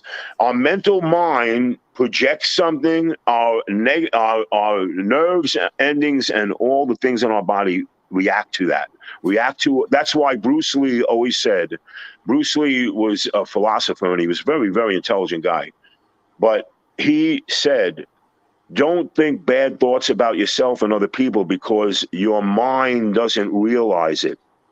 And it might take you for serious, and it takes you as stress. And your ability to heal yourself is weakened. So, yeah, you are reacting to emotion. If you think of something, like if you see somebody get hit by a car and you react to it, your heart starts jumping. Yeah, that's electronic magnetic impulses, multiple reactions through your mind and your nerve endings that are making you react to that. It's a very simple explanation. But there is no explanation for religion. There is no basis on religion. Many priests from Italy have said there's two theoretical periods. There's two historical periods. There's the religious period, and then there's the scientific period. And that's formed when Galileo started saying, hey, wait a minute, guys, like the teacher in the classroom, wait a minute, I just discovered something. This is bullshit. Yeah, and then Isaac Newton. That was the church that was afraid of that science would disprove religion. Whereas I believe that science kind of backs up religion because it proves that there's a fucking plan, man. My man, I don't know, Brian. I don't know where you get mathematics, but it's a plan. Steps. What I'm saying is there's a very specific plan. Things are mapped out very specifically in intricate ways with patterns and very set that's science. That's geometry. Yeah, that's geometry and trigonometry and algebra. And everything's very specific. Everything's very specific. Like, who the fuck created that? It just happened. I think there's got to be a little more. Bro, listen, the Egyptians, I'll explain that to you. It's very easy because the Romans stole it from the Egyptians as they were stealing the obelisks out while they were carving them. There was two that were taken out that the Romans wanted them to finish. How are these motherfuckers so smart and we're so dumb 4,000 years later? You don't think it's not that. No, bro, it's not that. You got Brian. You got to remember something. Why are we so dumb today is because we have smartphones and we have TVs and nothing, and we have movies. Back then, they only had a table and a tablature and papyrus, and they wrote and they studied and they read. That's why the Mayan Indians became so fucking structured that they discovered what 2012 was. It was the beginning of Venus, and when we come center solus of the Earth, we're traveling right now. We used to travel 62,000 miles an hour. I think now we're traveling 74 because we're in the dark rift. We're going through space 74,000 miles an hour. Our solar system is traveling 175,000 miles an hour around our galaxy. Yes, my friend, it's very easy to explain. Mathematics was brought on by the stars. The Egyptians discovered the Grama tool. If you look up the Grama tool, you will be amazed at but that's all they had, Fingerprints of the Gods by Graham Hancock. That's a book you need to read. I actually got it right here. Fingerprints of the Gods by Graham Hancock. That'll fucking blow your hair back. I guarantee it. And after you read that, you'll start to have questions. I guarantee it. Isn't everything a question? Isn't everything a question? Yeah, we're going to be asking these questions for a long time, brother. Just like the scientists, just like we discovered. I'm open to the idea that there's definitely more out there that we don't know. To think that we know everything from our past is fucking ignorant. You know what I mean? That's hyper ignorant. We know how old the Earth is. We know how years. We've been here for 4,000 years. Come on, man. Come on. Bro, wait a minute, Brian. We have undeniable proof and facts that the Earth is 4.5 billion years old. We know that we came out of the water 500. Wait a minute. There's undeniable proof, and you are not at a level to question guys like Edwards and Brodsky. No, I'm saying people have been around since 600 million years ago, roughly. No, we have not been around 600 million years ago. No. I want to tell you, we were just coming out of the water, which we have proof of the vertebrate fish that we come from was 500 million years. That Okay, is I'm the, off by 100 mil. You know, like no, but that is the definite proof of that. And how they had that proof was, look, there was lakes that were, they're finding sharks' bones. And well, where is this? We're in a desert. The earth has changed and shifted so much. We were able to develop that right to the Pangea, bro. We're very scientific, and we have some of the smartest people in the world. And again, me and you are like novice to these people. I'm gonna go with what they're saying. I'm very well aware what Pangea is. In fact, Long Island, it's very strange. In fact, check this out. Long Island broke off from what is most likely France when Pangea split apart. And that's why anytime I eat strawberries from Long Island, specifically grown in Long Island, I have a crazy reaction to it. So I bet if I ate strawberries, look, we know how the Atlantic Ocean was a creek at one time. Just think about that. It was a creek. Yeah, splitting in so do you know how the time period of that? They know when the axis of the earth shifted. We now know that the axis of the earth is shifting now and where it's going to go. We actually can project that through computer. It's called computer something geometry. Because there's magnetic material, different magnetic material. Yeah, bro, they're able to take the ions out of this. I mean, it's really incredible fucking shit. That's why they believe that there was 7 races prior to us, the last being the Atlanteans, which would prove that there was an ancient history. I'm just saying, like, we know is Cro-Magnon. No, Cro-Magnon. The Neanderthal was around for 240,000 years, and we're Cro-Magnon. We come from Cro-Magnon. We have proof of that. There was 22 different human species. 22 different. They literally just found a new one like 3 months ago. That's what I'm saying. We're going to discover more. But we dated back to starting to come out of the trees 3 million years ago. And we now know that man civilization started 10,000 years ago, like with the Kush, and all these people and the Ottomans. Yeah, we get that. I think it goes deeper. That's what I'm saying. There's cataclysms, and there was things that happened that fucking like the last ice age didn't just come about over like a course of 1,000 years, like we're told. Like no, it was 25,000 years ago. It ended. Whenever it was. Bottom line, it was 25,000 years ago. But there's things like that. Have you gotten into the Younger Dryas impact theory? And it's not a theory. It's actually been proven. It's been proven. You got to look into that. It changes everything. Hey, listen, man. Again, I want you to give me your explanation on that. I want to hear what you have to say about that. Okay, so the last time was 10,600 years. Was it? Yeah, 10,600 years ago. No, right. Sorry, 10,600 BC, so 1,206, whatever. At that point in time, we were going through, basically going through one of the asteroid belts as we go on our, on our rotation through our solar system and through fucking space and all that. We have times where we go through, basically meteorites come crashing down. So it's not like, so we know that a meteorite hit the Earth and killed the fucking dinosaurs. Like they've proven that. That's common knowledge. That's what we all believe. That's what we're told. Right. Apparently, 12,600 years ago, we had a similar situation, but it wasn't one big one. It was tons of small ones because we passed through a fucking meteorite belt, and they have proof of that because they found a layer that's from 12,600 years ago that has vitrified glass in it. It's a black layer. You can literally see it. You can go to certain places and see it, and it takes place all the way from basically California all the way out to like Turkey and Syria.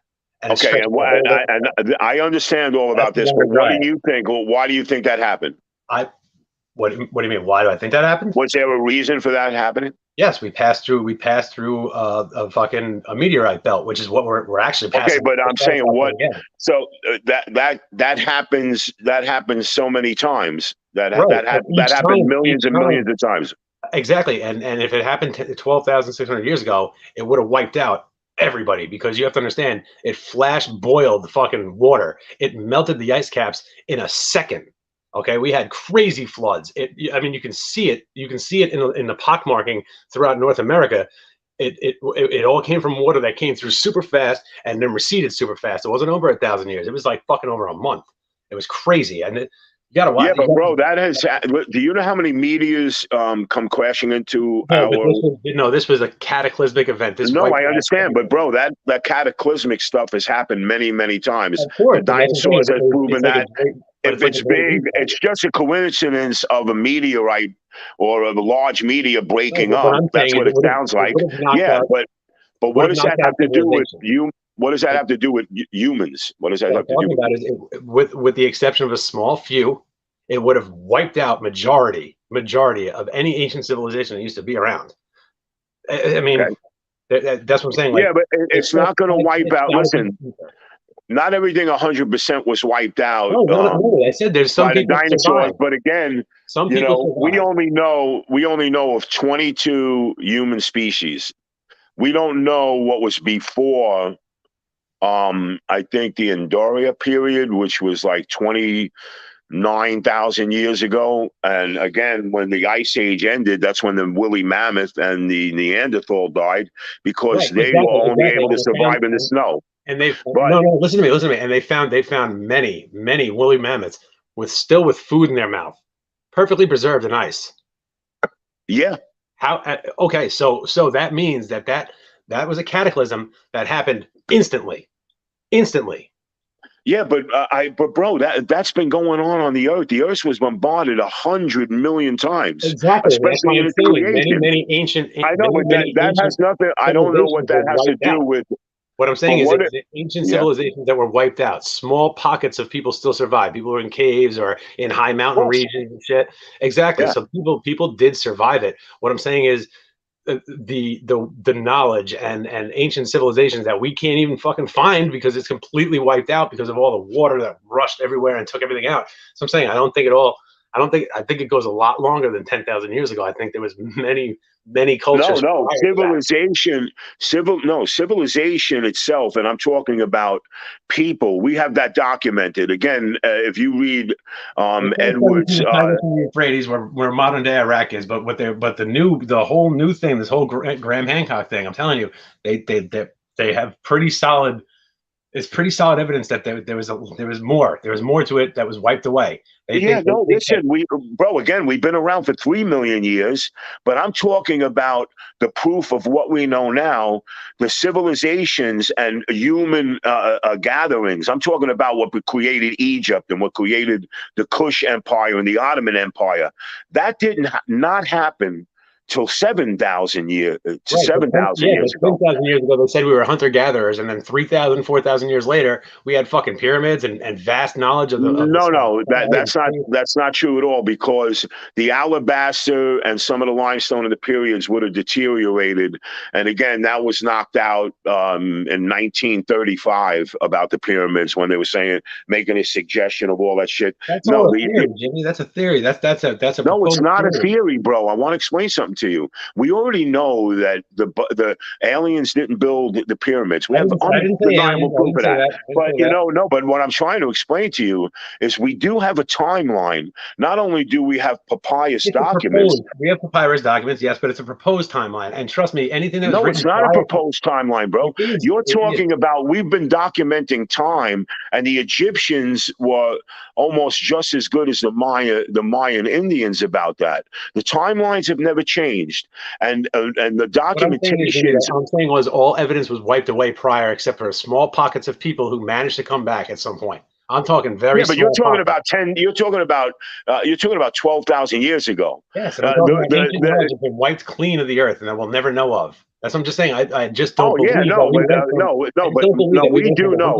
Society to a no, that's not true, because the KT boundary we have discovered right into the KT boundary which was way before that. You're talking about 100. You're talking about 65 million years ago. I want you to look into Graham Hancock. I'm telling you, I know about the Graham Hancock, but what I'm trying to explain to you is that's a theoretical charge. That's not a proven charge. They're saying, well, it got wiped out. We know this was wiped out, but what was before that? Oh, what do you think?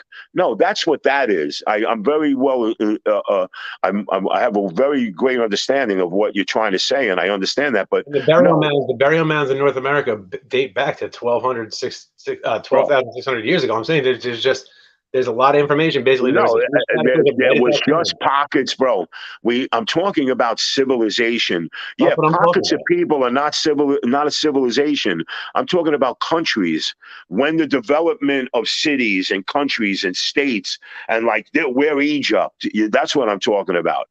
That we did not have the wherewithal 12,000 years ago to have an understanding of how to create a nation. We have undeniable proof. I think you're downplaying the abilities of human beings, to be honest. I really do. And No, that's what I'm saying. humans have The been, only reason bro, I'm we trying to even started. talk to you about this Yeah, is but because Brian, you're we were educated around and you have the capacity to fuck with this. Brian, we were around for 3 million years. I told you, we came out of the trees. We have undeniable proof for that. And you Just think because there was a cataclysmic thing doesn't mean that the world was wiped out. And it was not the sector of the whole earth. But if there was a civilization, it would have been wiped out, and only small pockets of people would have existed. The possibility for that is definitely true. And I'm just saying, there's a huge gap between what they say was a hunter-gatherer society, and then all of a sudden there's fucking Egypt with all this vast knowledge. No, there was, bro. The hunter-gatherers go back to 16,000 years ago. Longer before that. What I'm saying is that the Neanderthal was around for 240,000 what I'm saying is, how did years. we switch? How did we switch from when we left the hunter-gatherer society? It's very easy to explain. I don't think it is. I think it's way too much. I think they had way too much knowledge to just come up with it out of nowhere that day. No, it's not. It's very proven. Do you know about the Kush? You know about the Kush Empire? Yeah, of course. Yeah. The Kush are now, which is now Syria. Mm-hmm. Okay. Well, the first developmental city, and the Ottoman Empire was the first. It was hunter-gatherers and people of that region, which were Assyrian or wherever it was, or Turkish or Greek people, began to tribe. They began to have leadership. The same way the Roman Empire began. Hey, you take the same way the Irish clans fought off the Scottish and the English clans. It's the same thing. They began to coalesce with each other. They began to gather. Hey, they began to build buildings. We're going to live with each other. They were developing languages. Yes, the Egyptian Empire came from the Kush. All that shit in Turkey. That correlates right with the time of the Younger Dryas. And it doesn't. No, it doesn't. The Ottoman Empire. The Ottoman Empire is not the oldest empire. The oldest empire is the Egyptian Empire. That's a proven fact, and that was 27. That's 47,000 years ago. Göbekli Tepe predates that and lines up perfectly with the Younger Dryas, and they figured this out based on the orientation for where it lines up to Sirius, which is where they say life came from.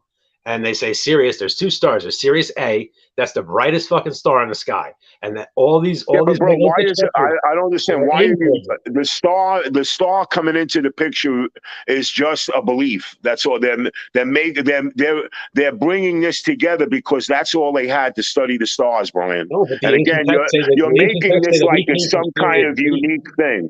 There was an accident.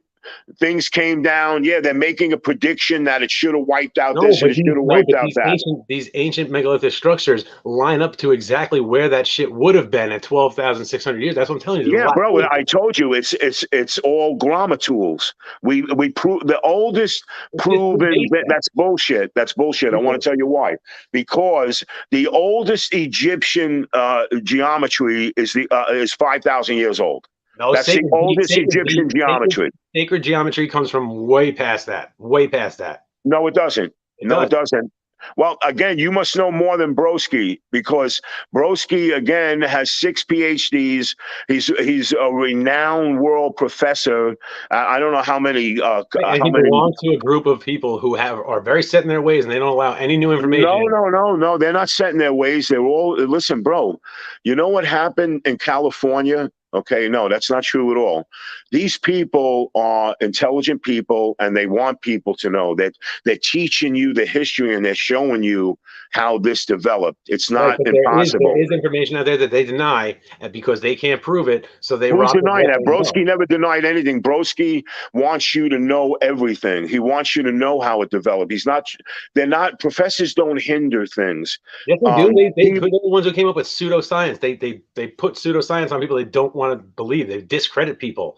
We've seen that through history tons of fucking times. I mean, just look at the way we have news right now. How long ago are you talking? Wait, but bro, how long ago are you talking about? How long ago are you talking? Since the beginning of people have been suppressing knowledge since day one. Yeah, bro, but I'm talking about now. I'm talking about people now that are college professors that do lectures all over the world. These are people that are just they're beyond the ability of understanding how somebody could hold that knowledge. It's the same as Einstein.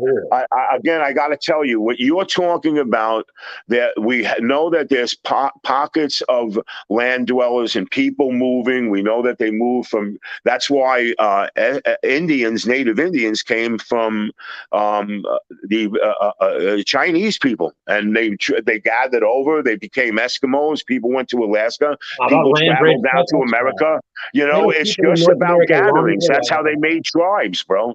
But nothing was discovered. There was no evidence. Proven evidence, regardless of what you said got destroyed. We do have, again, the KD boundary goes way before that. We have went through those timetables and periods. There is no known knowledge of any kind of superstructured existence of a country till 5,000 years ago. And the oldest religion is 6,000 years ago, and 6,000 years ago was the beginning of the Indian culture. It was not India; it was an Indian culture. The megalithic structures in Turkey and in Derinkuyu and with the Göbekli Tepe date back to past 10,000 years ago. And these things were aligned with certain star structures. Like it's all been proven. Yeah, bro. I know that, my man. But they're how big? But not a massive amount of crazy structures. They're things that easily developed. Again, if you sit on your back, bro, I want to tell you. I showed a guy one time. You lay on your back. You look at the stars, and we made a grama. We lined up the grama and then mathematically figured out how to do that. But again, you're talking about people that had nothing, no TV, no phones. They weren't on their phone. They had nothing but to do this. Yeah, they're the pioneers of what we're doing right now with computers.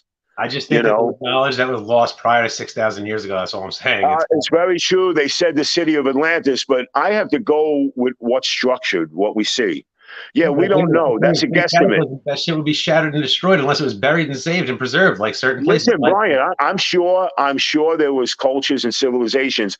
I don't think there was colonies and countries. I don't think there were like huge countries, but I believe. Well, that's what I'm saying. It's just pockets of people doing and building things. Yeah, that's been going on for a long time. That's been going on for 25. That's going on for 25,000 years. I think there's a lot of knowledge lost. A lot of knowledge has been lost. Of course there is. There's a lot of knowledge. We only know 10% of the ocean, man. What are you talking about? Yeah, of course. No, that's what I'm saying. So like the Dead Sea. I'm talking about known civilizations that we know that are hard structured. We don't know that. Of course, I'm sure there was colonies and people, and they were building things. Hey, look, you're not going to build a straight wall up. They wanted to be able to build upon it. That's why pyramids were very common. It wasn't like a brain fit, but 12,000 years ago, yeah, I'm sure they were colonies. But I'm talking about structured countries.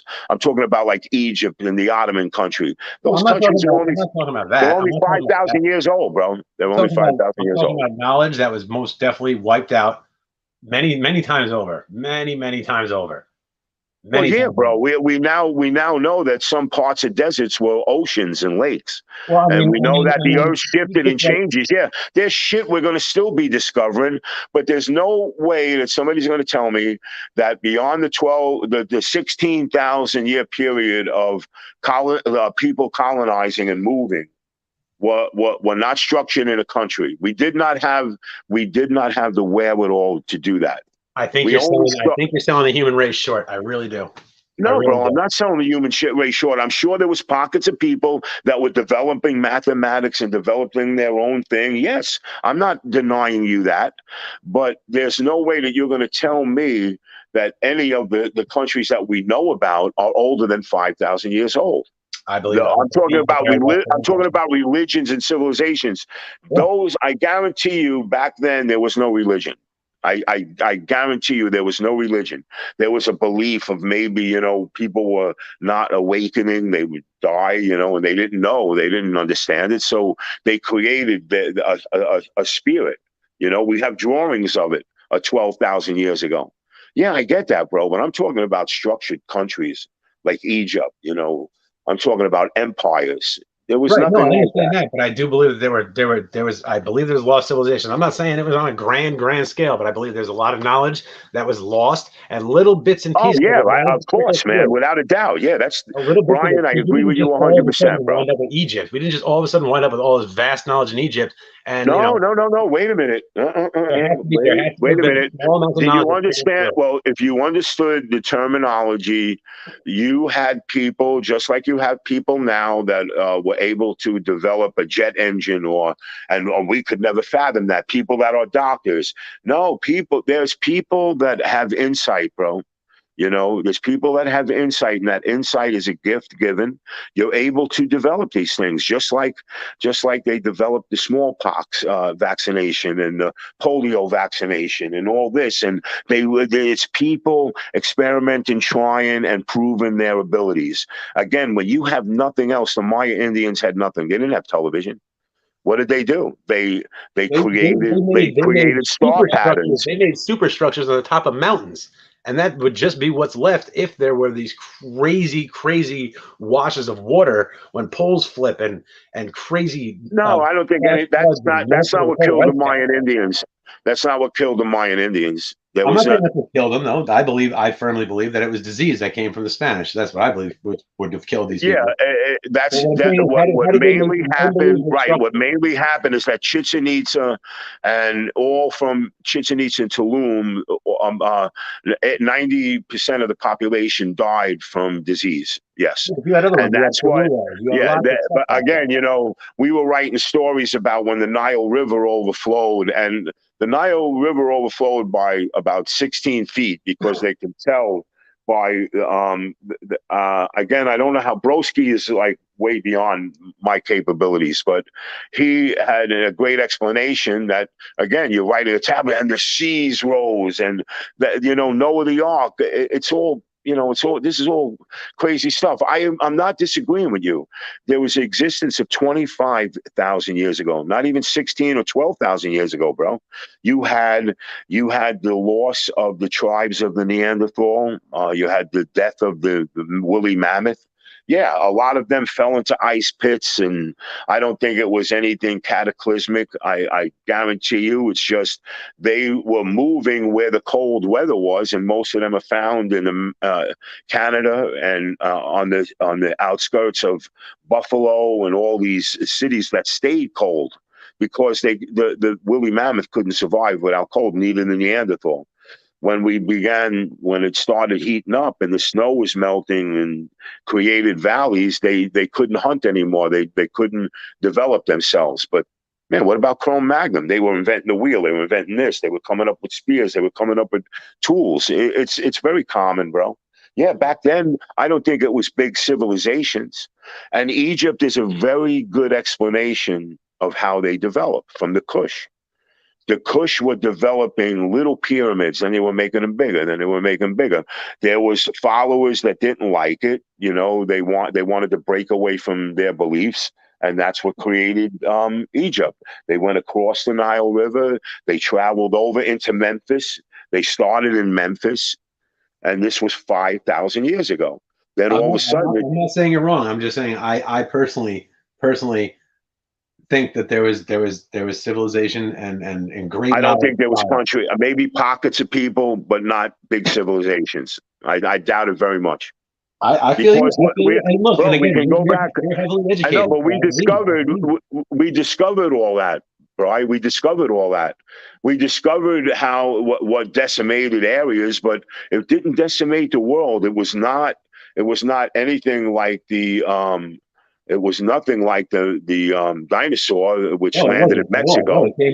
Apparently, the theory is that, or the belief is that, I mean, well, it's not the belief. It's actually been proven from California all the way to Turkey that this cataclysm took place there during the Younger Dryas. So I'm just saying, like, you got to check into it, man. There's some wild shit, and there's a lot of stuff that Oh yeah, bro. really Listen, again, really I'm not scary arguing with you stuff. because I'm going back to 25,000 years ago. That's what I'm saying.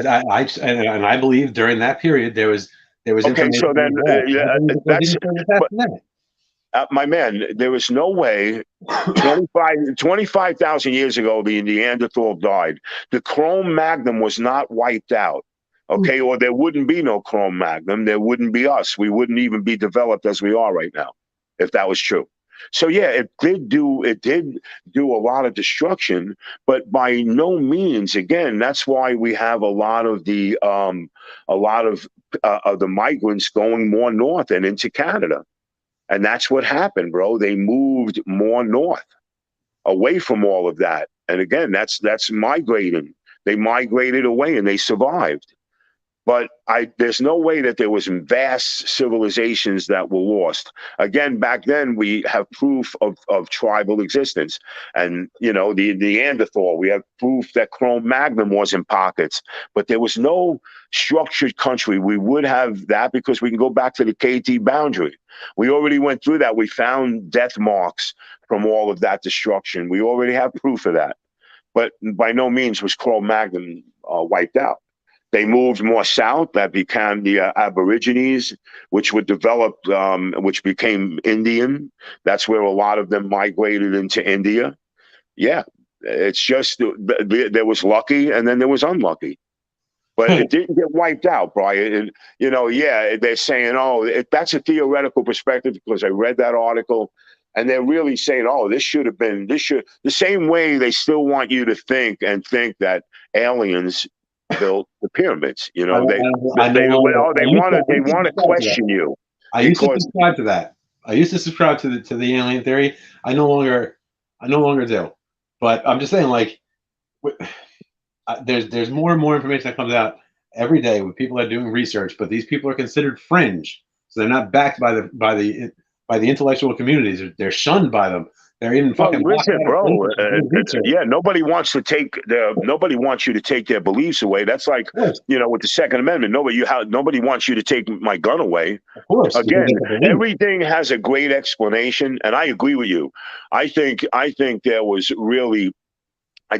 a developmental period 16,000 years ago, before that period, where there was a lot of, again, the Neanderthal didn't automatically die because I have Neanderthal trait in me. We lived side by side with them. We even believe that we actually wound up mating with them as well, because, like you just said, certain people have those genetics in them. Right. So the gene pool didn't leave. Like, again, there was transformations of the gene pool. That's what created a lot of different, human beings.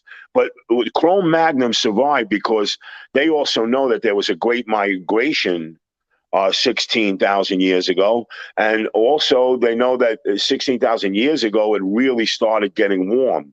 So before the period that you're talking about, you got to remember, that's why there's still people, because I have European genes and blood, and they moved away. So before that was even happening, my brother, that whole period of where that whole stream of destruction happened. Yeah, it was like, I thought it was like maybe 2 months.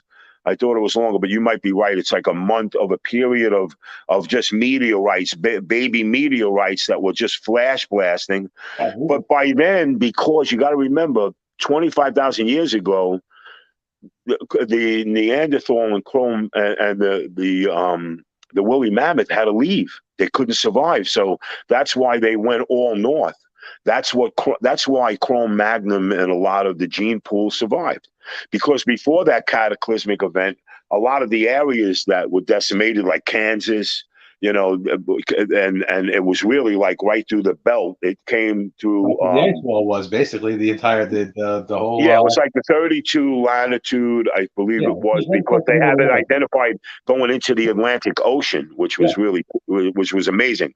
But by then, we already migrated north, and that's why the Millie Mammoth and all the dead, all the skulls they're finding with hair and everything was because they're still frozen in the ground.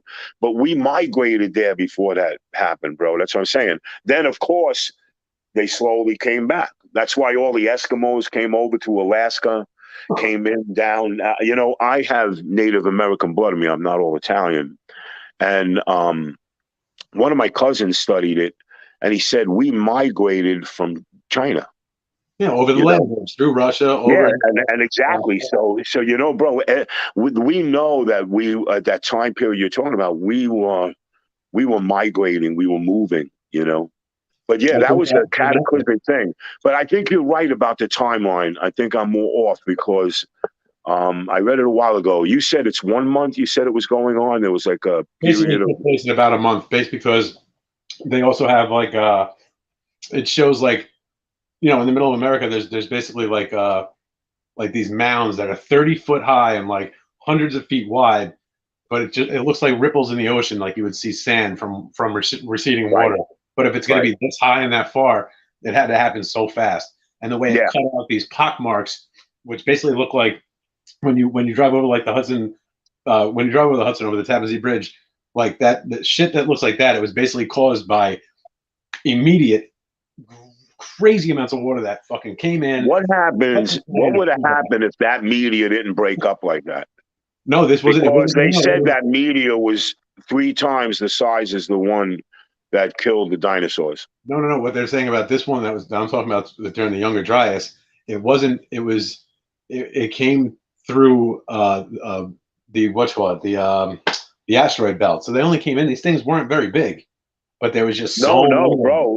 No, no. What happened was this I know was because who was it? No, it was Edwards that wrote this.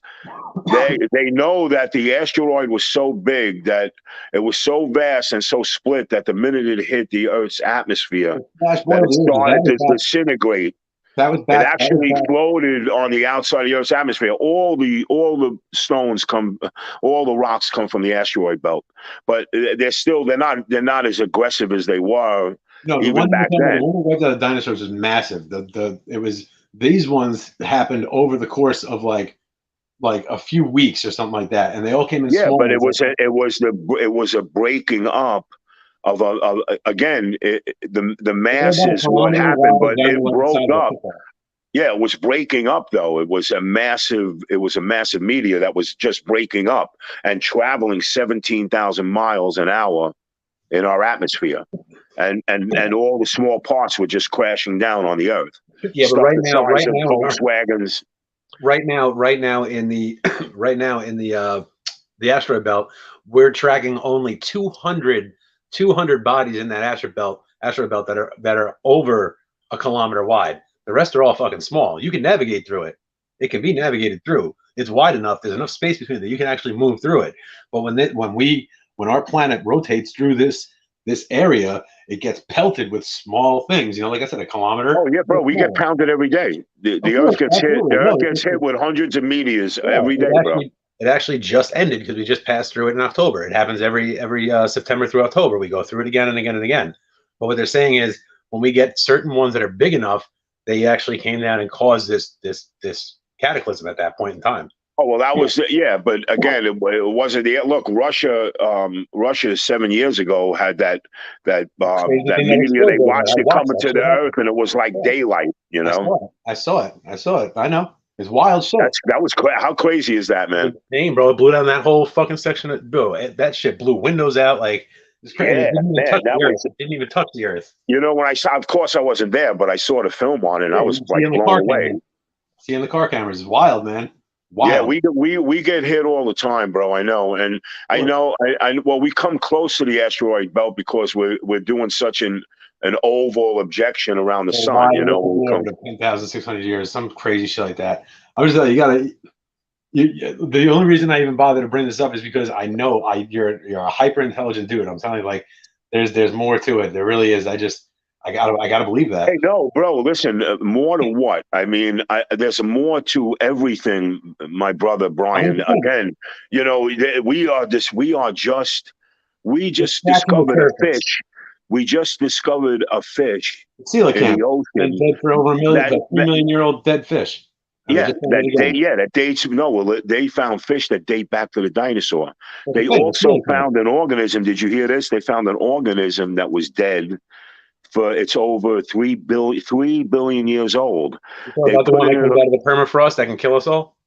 Well, no, they're finding microbes that are so dangerous right now. But I want this 3 billion year old cell, this bacteria. When they put it in water to analyze it, it came alive. And a doctor, you know, if you ever read about Brodsky, he's really an amazing guy. But he wrote, you know, they want to end all this carbon emission stuff. They want to go all green, and they're trying to save the earth. But he said that what's melting out of the permafrost, like you just said, are diseases that will peel the skin off a person's body. 100%. So when they discovered these cells, they literally added a bacteria into the ground to see if it would kill it, and it didn't do anything. It didn't do anything. Oh, no. And so these guys they're not hiding anything. They're trying to tell us, man, damn, do you people see what's going on? You know, and I agree with you, Brian. We don't know. You know, we make a lot of skepticism, but, you know, I do know the time periods of like Egypt and Rome and the Roman Empire. We have set guaranteed things that happen. I just think that there's more and things that have been lost over time. No, man, without a doubt, you know, without a doubt. And you know what? The reason why even we look at how the Egyptians developed, you know, they were the real first ones to develop mathematics. The Romans stole it. The Romans really perfected geometry. You know, they were just Michelangelo really was just I mean, I read everything about that guy. Just a very, very incredible person, man. You know, these people come around once in a zillion years. But you know, Brian, I agree with you, man. You know, I think we had proof of the Neanderthal from 25,000 years ago, where they were really developing like tribes. They knew that they couldn't get over. Like they would pick up a spider on the ground or a tarantula and start eating its body. You know, they were radicals. You know, they had a lot of diseases. But again, they were smart enough to know how to dwell in caves. They needed the snow because that was the only way they were able to capture the animals, or the animals would run faster than them. Sure. But they were the ones that were really beginning that. So yeah, I'm sure they were starting to build stuff and develop mathematics, of course, because you know why? If you start taking strings and then you cut that string in half, and all you're doing is focusing on developing that, you're going to fractionate that. You know, you're going to say 1/8 of an inch, 1/4, 1/2, 5/8, 6/8, 7/8. You know, you're going to start developing that. I noticed that because when I study developing language and family patriarchal and hierarchy, and I'm just saying, like, I understand everything you're saying 100%, and you come from the education. So, like I always say, it's damn near impossible to argue with an education, and you have a very good one. You're a very bright guy. But I don't want to be bright, and I'm not trying to be brighter than anybody. No, but you are, and you earned that because you studied, and that's guaranteed. That's known. I'm just saying. I agree with you. Like, you know, what I'm curious about is I am going to read up more on. Did you ever read Chariots of the Gods? Yeah, no, that was Eric Van Daniken. That's what I'm talking about. But like, there's some ill shit. There's some ill shit that they try to deny it being true. Like, yeah, well, he didn't come up with that theory. No, of course not. He was taking that theory, but Daniken wrote about that, and what Daniken is trying to explain, he's not telling you, hey, I'm not putting this in your face as a gospel scenario. No, I'm telling you. Yeah, it makes everything questionable. You And know. it makes a lot of it makes sense, and that's the whole thing I'm getting Oh, without a doubt, man. into. He was a brilliant guy. This guy's Oh, not absolutely.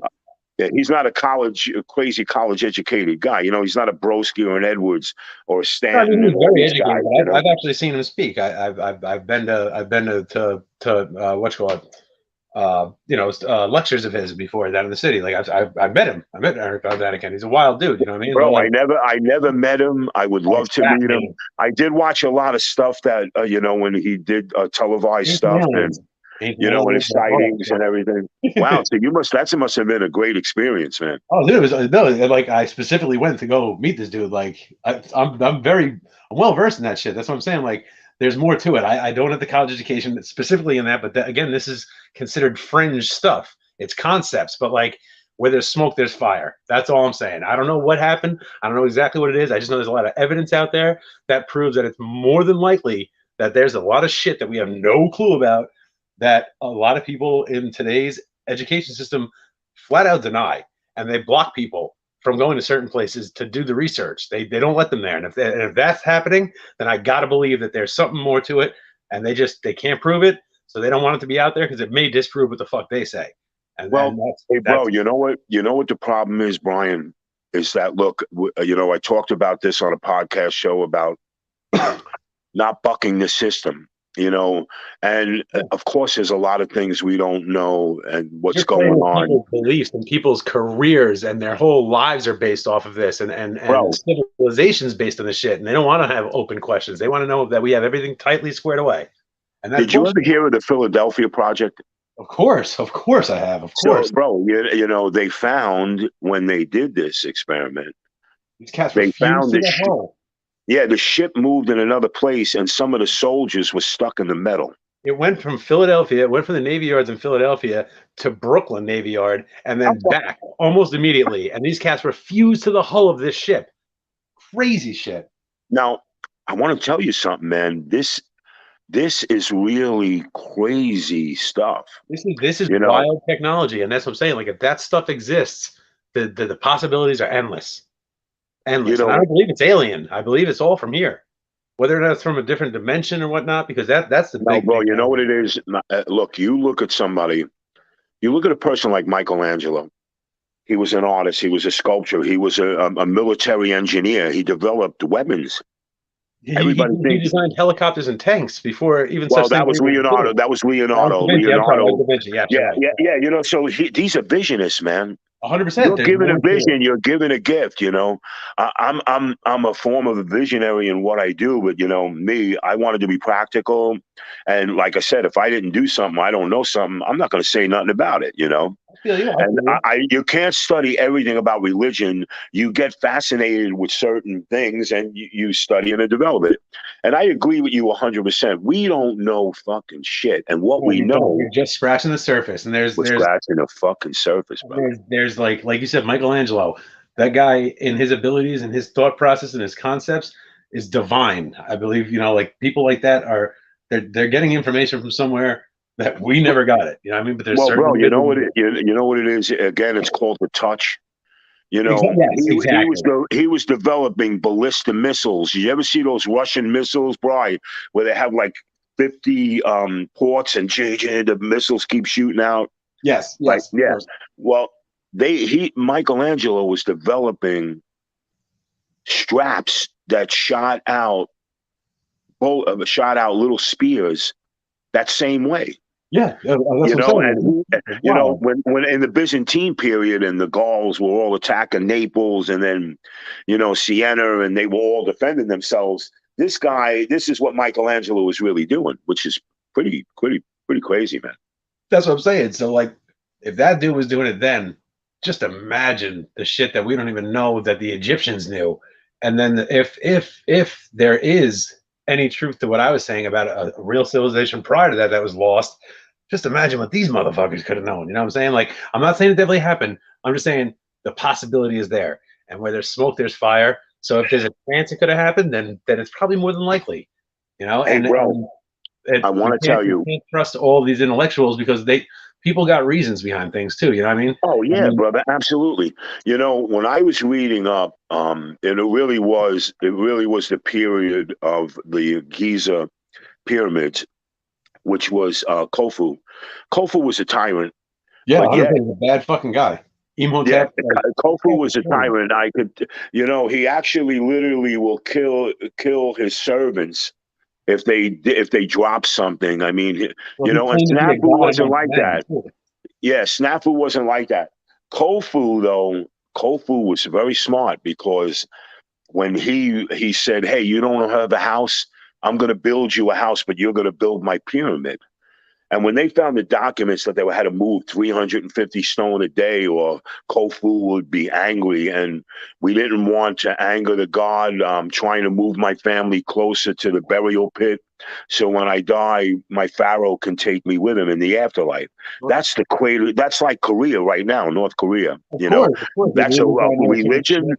And again, we're talking about religion because it is a form of religion. They looked at the pharaoh as a god, Absolutely, and he that claimed himself to be a god. yeah, He bro. And believed it. and when you go to the Giza Museum, you can see there was a strong religion. They believed in the Book of the Dead. They They were believed just in starting to be a cult. Osiris would yeah. take They you through the oh yeah. fucking.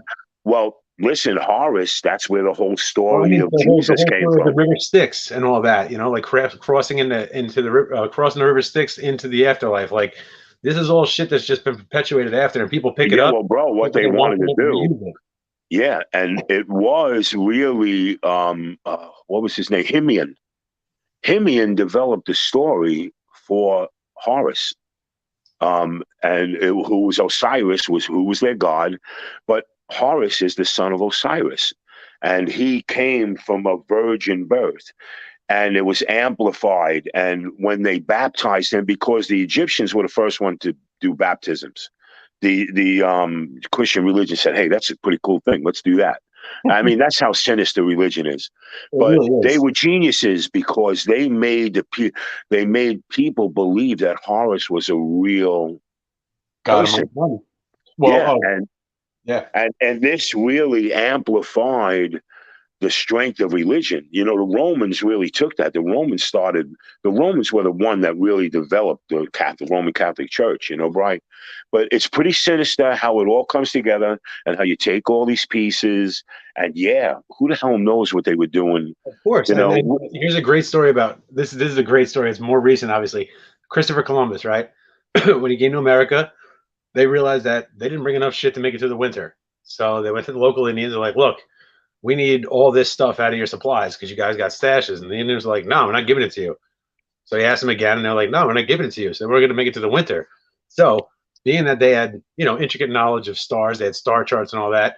Christopher Columbus knew that, like in a week or something like that, there was going to be a full lunar eclipse and a red moon at that. So he came out to the Indians. He goes, "Listen, we need all that shit from you." And they're like, "No, we're not giving it to you." He goes, "All right, check it out. My God is a lot stronger than your God. 7 days from now, if you don't give us the shit that we need, he's going to black the sun, the moon out of the sky and then turn it red.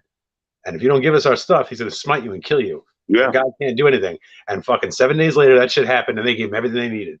And it's just a little bit of knowledge can be fucking something supernatural to somebody else.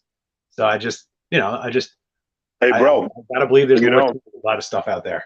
yeah. Look. I Again, have a when wild imagination, before the great eruption from Mount Vesuvius, it used to erupt erratically, like the weather would change, and all of a sudden Mount Vesuvius eruption. People used to run; they used to scurry. Yep. That's why there was such a low population around those areas, because they didn't want to be close to the god when he got angry. That's what they thought. That's why. So, I mean, that's why you can walk there's without thinking about radicalism in all this, but the form of religion was to control people. that. 100%. And that's why they wrote on a lot on the papyrus. The Egyptians wrote, when Himian wrote the story of the Immaculate Conception. Yep. That was to gather the strength that you would believe in the gods. Do you want to anger Osiris? That was the quotes that they were finding to the people that were building the pyramids, Brian. It used to say, the guards were angry yesterday, and Kofu was angry at all the workers, but he supplied us with dried fish and garlic. He gave us an abundance of wheat to make bread, and he filled our hole with charred wood because that's what they used to cook with. So that's the mentality. I was feared that I was responsible for these heresies, and that the Kofu would punish me and not allow me to be buried with him. So how I worked harder, you know. Of course, There was one about even the Nazis did it on the outside of Auschwitz. It said through hard work you can reach like redemption or some shit like that. You know what I mean? Like I'm just saying it's the same kind of concept. It's obviously very different, but I'm saying same concept. Like, you know, here, do this and you can achieve this. It's like, Jesus Christ, like people have been manipulating other people with, you know, the unknown for years, or things that they don't know but the other people have knowledge of. So like I just think there's a lot of knowledge that we've been denied and missed out on. oh, bro, listen, they were finding stuff out of Mesopotamia of it was a contraption, and it was about the Antikytherian tool, the shit they found off of Greece. You're talking about, right? Yeah, and it was 7,000 years old. The computer. Yeah, and they couldn't figure out I don't know what it does. How they were able to come up with the mathematics. And then here's we've been what the hell was his name? He's in the University of New Hampshire, really smart guy. And he broke it down. He goes, he was making circles, and what they did was make these circles that spin in different directions to log into different things. And you can put 12 circles within a circle, and then if you get that to spin, it's all about energy and power. It was really bizarro, man. It was really bizarro. Then they found this is stuff that takes place. It takes place in atoms at a cellular level, but also out in space, and it's all the same fucking thing. It's all based on sacred geometry. That's what I'm saying. Like everything is so mapped out and so set. Well, it is. Listen, it is. It's all geometry. Of course, and that's what I'm saying. We're not designed to live. We're not designed to live in a square room, because nothing we do or nothing on the earth applies to anything square. No, everything is round and has motion, and and that's what my karate is based on. And but. It is bizarre. It is bizarre because we really are starting to. We're starting to get it. But back then, again, a lot of people would question the motivation, and the motivation was there because that's all you're thinking about every day. Their entertainment was to look up at the sky. Right. Listen, you go to work, you come home, you just work for the Pharaoh. What are you doing? You're sitting around in your house. You have a fire going. You're eating dried fish and garlic, which was their main diet. You're eating bread. You're having a little, what was it, corn wine or wheat wine they made. And then you're sitting there with your family. What are you doing? You're writing. What else are you doing? You're going to put your feet up. Yeah, you're going to start putting your feet up, and some guy's going to pop his head in the screen and start making potatoes. There's no television, there's no phone. They found a lot of the alcohol that they had, that like especially like the Egyptians in the bottles of alcohol they found actually what they believe were psilocybin mushroom traces. So they think the reason they used alcohol was to preserve the mushrooms, and then the acacia tree, which is what they believe the burning bush started from. Like this is all. Yeah, I know that's a little. That whole story's whack, man. But guess what? I think that's what it could be that allowed people to contemplate these fucking wild theories, that they were able to tap into things because they were thinking on different levels than a normal person could be. And I'm just saying, I don't know for a fact. I'm just saying it's possible. Listen, the Old Testament again. The New Testament was applied, obviously, to the Old Testament because the Old Testament is there. And then when they're writing, hey, let's do this. This sounds good, and we'll apply it to this. Character, a bigger, better character who performs miracles and all this stuff. Yeah, but in all reality, you look at these people that say they're healers. Now, did you remember that guy Popoff? Billy Popoff. Now, I don't know how old you are, but 35 years ago, this guy was kicked off television, and all of a sudden he's popping back up again. They found a receiver, and one of the people dropped the receiver, and the guy recorded it, and it was somebody telling Popoff that a person's coming down with a leg injury. They had people outside. Oh, what's the matter? Are you okay? And they didn't know that they're working. Oh, I have a bad knee and my 2 hips. So all of a sudden, Billy Popoff, they would tell him, and Billy Popoff would go, there's somebody with the bad knee and the 2 better hips. And they were like, I want you to come down. I felt you coming. The what? Yeah, she comes down, bro.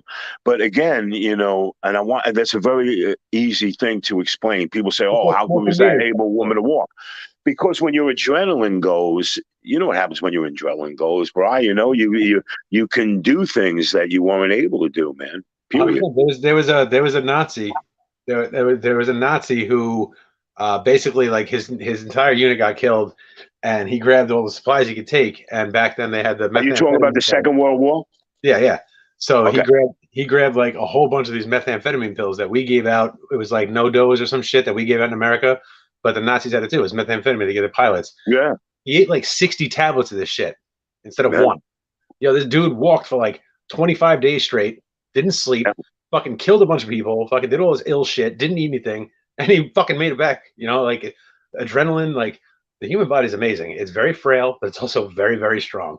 So like the possibilities are almost endless, but I think it's really wild. I mean, I definitely agree with a lot that education and that scholastics say, but I think there's just so much more, and I think the human race is just so capable, so unbelievably capable. And I like you said, we're just scratching the surface with knowledge, and I think it goes way deeper than we'll ever know. Hey, let me tell you something. I have a friend, and my cousin was involved with some heavy stuff with the Navy, and he told me a story 25 years ago, Jimmy. Now 25 years ago, Jimmy, we're developing weapons like lasers. That's 25 years ago. That was the beginning of Star Wars. That was the Reagan shit. Yeah. Now, no, this was before Reagan, not the Star Wars in the space. I'm talking about literally lasers that go on ships. Oh yeah. We're now developing weapons where we don't need to use any kind of gunpowder. Yeah, no, it's high energy focused laser weapons. Yeah, but we now have a laser. The USS, what was that? Oh man, it began with an L. And this thing popped out, and they just showed it on the History Channel the other day, and I was like, holy shit. The curvature of the earth too. It can fire very far. I said, my cousin's right. He said, you're going to see this laser on a ship, and it's going to point at a plane or a jet flying in the sky, and it's going to burn out all its electronics. Yeah, and I'm like, that's what they use now. That's basically the concept, the 4 steps for Star Wars, because Star Wars is what they just fucking shoot the front of an ICBM, and it just nullifies the dangerous part of it and kills it, basically. It's like, yeah, I mean, if they got that shit now or had it in the 80s, they had to have been developing it in the 50s. But like you said, the whole Philadelphia experiment, that shit, that's crazy. That's teleportation. That's wild. If these motherfuckers, my man, they still have it under wraps, and they're still denying that it did this and they did that. But we already have that shit, man. All that shit you saw on Star Wars. Yeah, absolutely. It's real. That's what I'm saying. So like, there's so much out there that they'll never let us, the normal people, the everyday people, will never know about it. You know what I'm saying? Like, that's right. It's wild. So if we have getting back to religion and the unanswered questions, a lot of stuff it all was developed from us. Bro, you were just saying, you really thought that the pyramids were built by aliens, but again, I tell people, don't take my word for it. Go to Egypt. Of course. You'll see the obelisks being chipped out of the ground. Of course, no. And I said, like, the originally, I'm talking about when I was 10 years old. I was thinking that shit. Yeah, a lot of people did. Hey, bro, guess what? I have a guy that's close to my age. He's a bus driver. I was talking to him. He goes, "Oh, come on, Jimmy. The pyramids were built by aliens." And I'm like, dude, man. That shit, but that's what I'm saying. Like, I keep coming back to this shit. Like I deaded that shit for like 10 years, didn't look at it. Yeah, It's I'm like, man, I dude, don't where are even you know if coming aliens are from? really.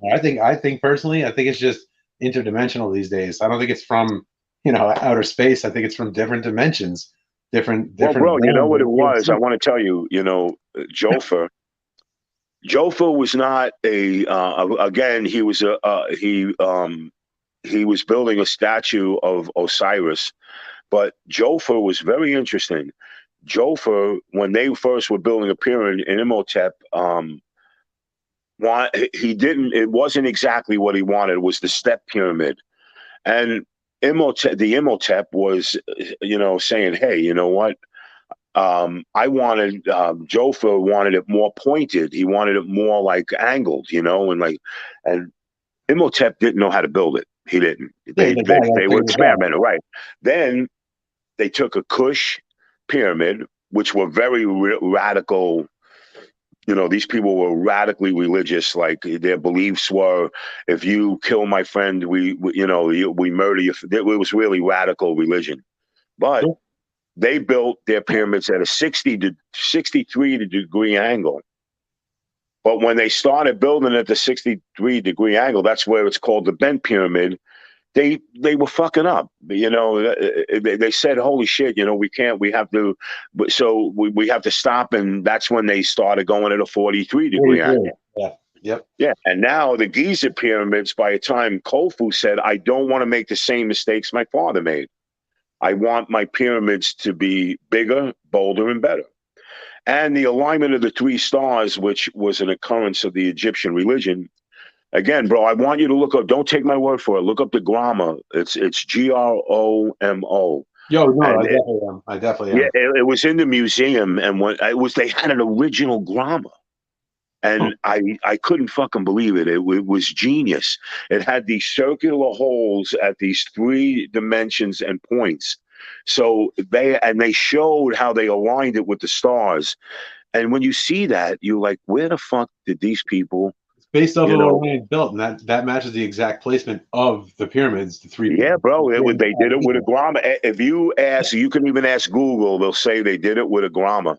And Yeah, I didn't know until I went in 2007, because you really don't get everything when you go there. I'm of sorry. course And not. It's vast. It's super vast. yeah, but when I went in 2007, I was like, I started studying this section that I really, we had to run through because we were leaving. And but it was fascinating, man. It was Yeah, I gotta get fascinating. out there. I got because I there's a lot of things I want to specifically see. Oh, Like bro, listen, I strongly recommend that you go to Egypt.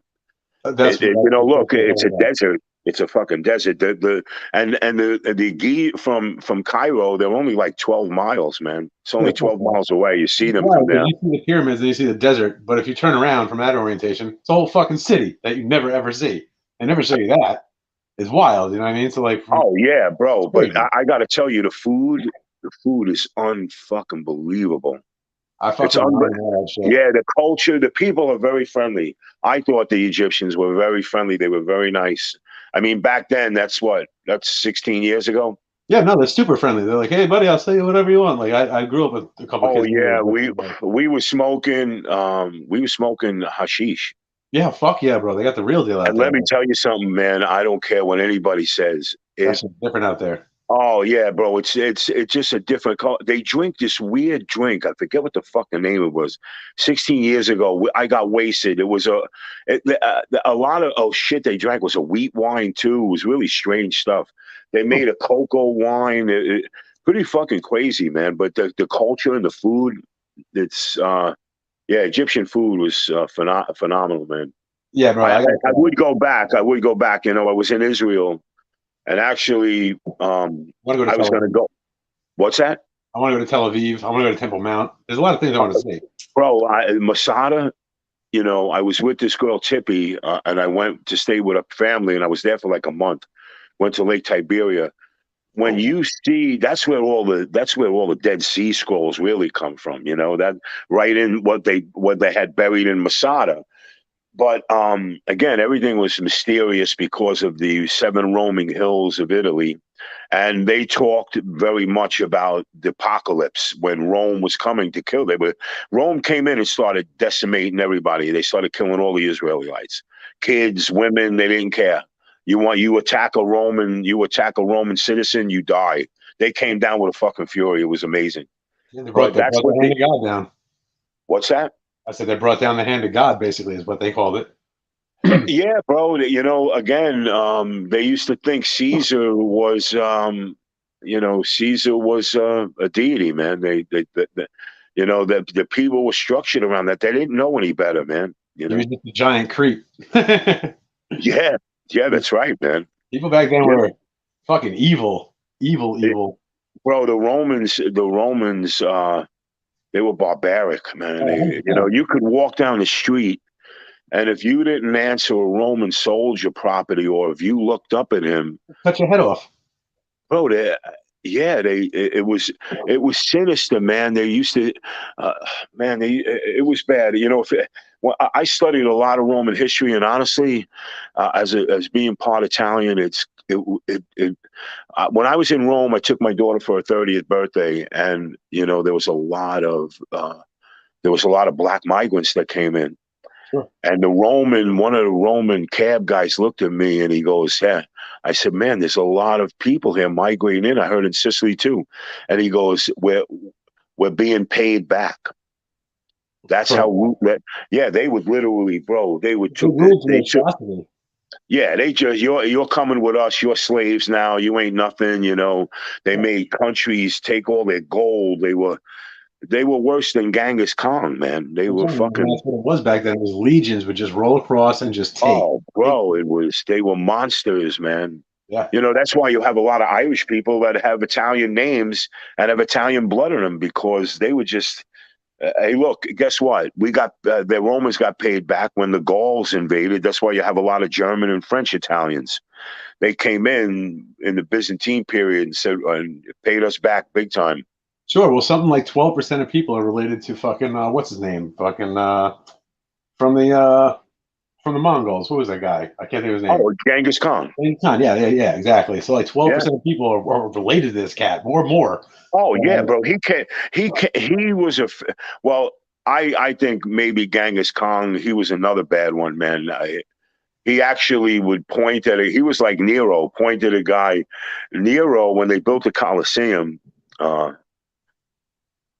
he would point at one of even his citizens or one of the peasants and take that guy and throw him in there. I want to see the lion eat another person. Oh yeah, 100%. I mean, back in the day, like Genghis Khan, they would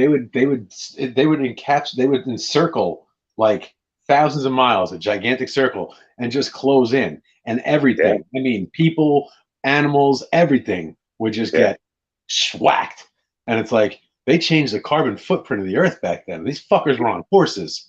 Yeah, bro. You could look back at Alexandria, but nothing was as devastating as the Roman Empire. They really took over Algeria. I mean, in Israel, they named the lake when Tiberius was Caesar. They named it Lake Tiberius. A lot of towns were named after. My chief of my northern army.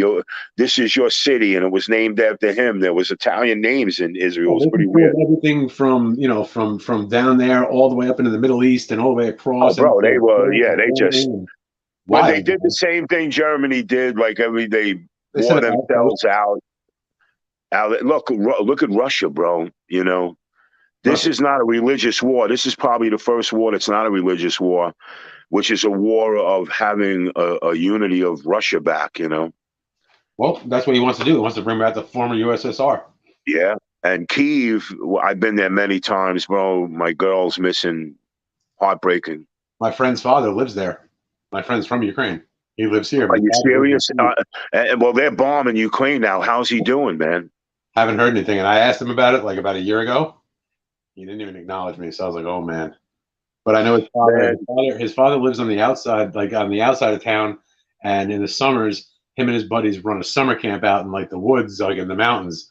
So this dude, if anything, he's probably out there running around doing shit. You know what I mean? Like, have you ever been there? No, I haven't. It's a fucking beautiful city. Oh, shit.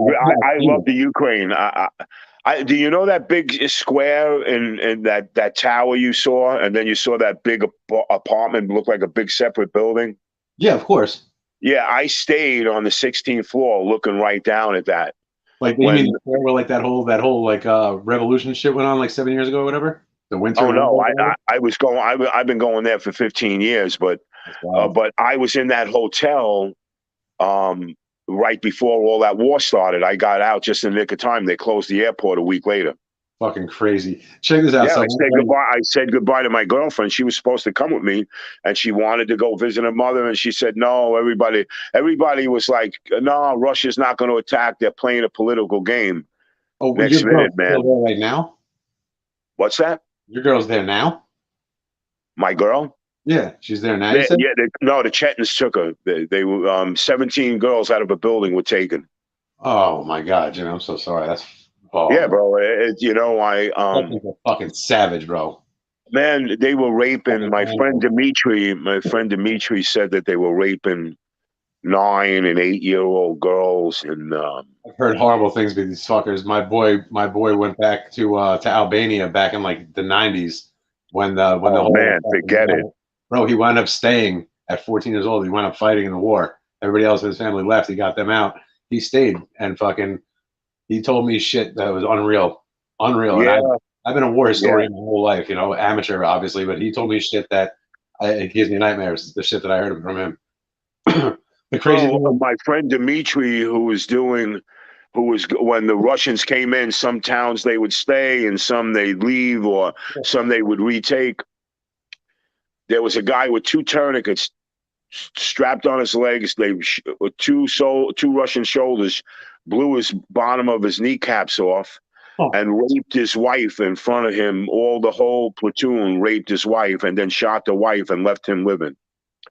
Yeah, well, that's they said when they picked him up, the guy was not able to say it. So, yeah, man, it's fucking bad, bro. It's straight atrocities. They're like right now, they're not fighting a military campaign, Russia against Ukraine. They're bombing civilians because they want to make it the worst atrocities ever. That way that they just break their spirit and give up.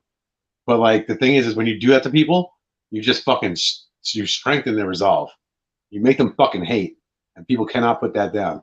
Yeah, you're right, Brian. It's really and these people are tough. My boy whose father lives there still. My buddy Rod, they moved here right after the whole Chernobyl thing. His parents moved here, well, his mother and him.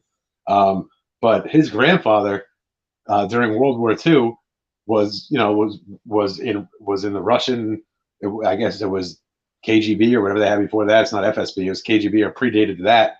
And before the whole before we got down with them against the Nazis, basically we had American spies in the village where my buddy came from.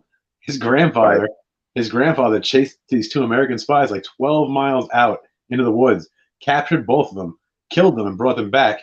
And to this day, there's still a fucking statue of his grandfather in the middle of his village for whacking out 2 American fucking special agents. Like, that's wild shit. You know what I mean? Like, yeah, bro. Listen, it could be anybody in anybody's family that's attached to a lot of things that happen in this world. There's a big thing. Richard Nixon was a very religious. He was probably one of the most religious presidents, but he had talked about what you just mentioned about the KGB, where they captured a KGB agent that was actually a high-ranking CIA agent. Yeah, and Nixon interacted with that whole thing.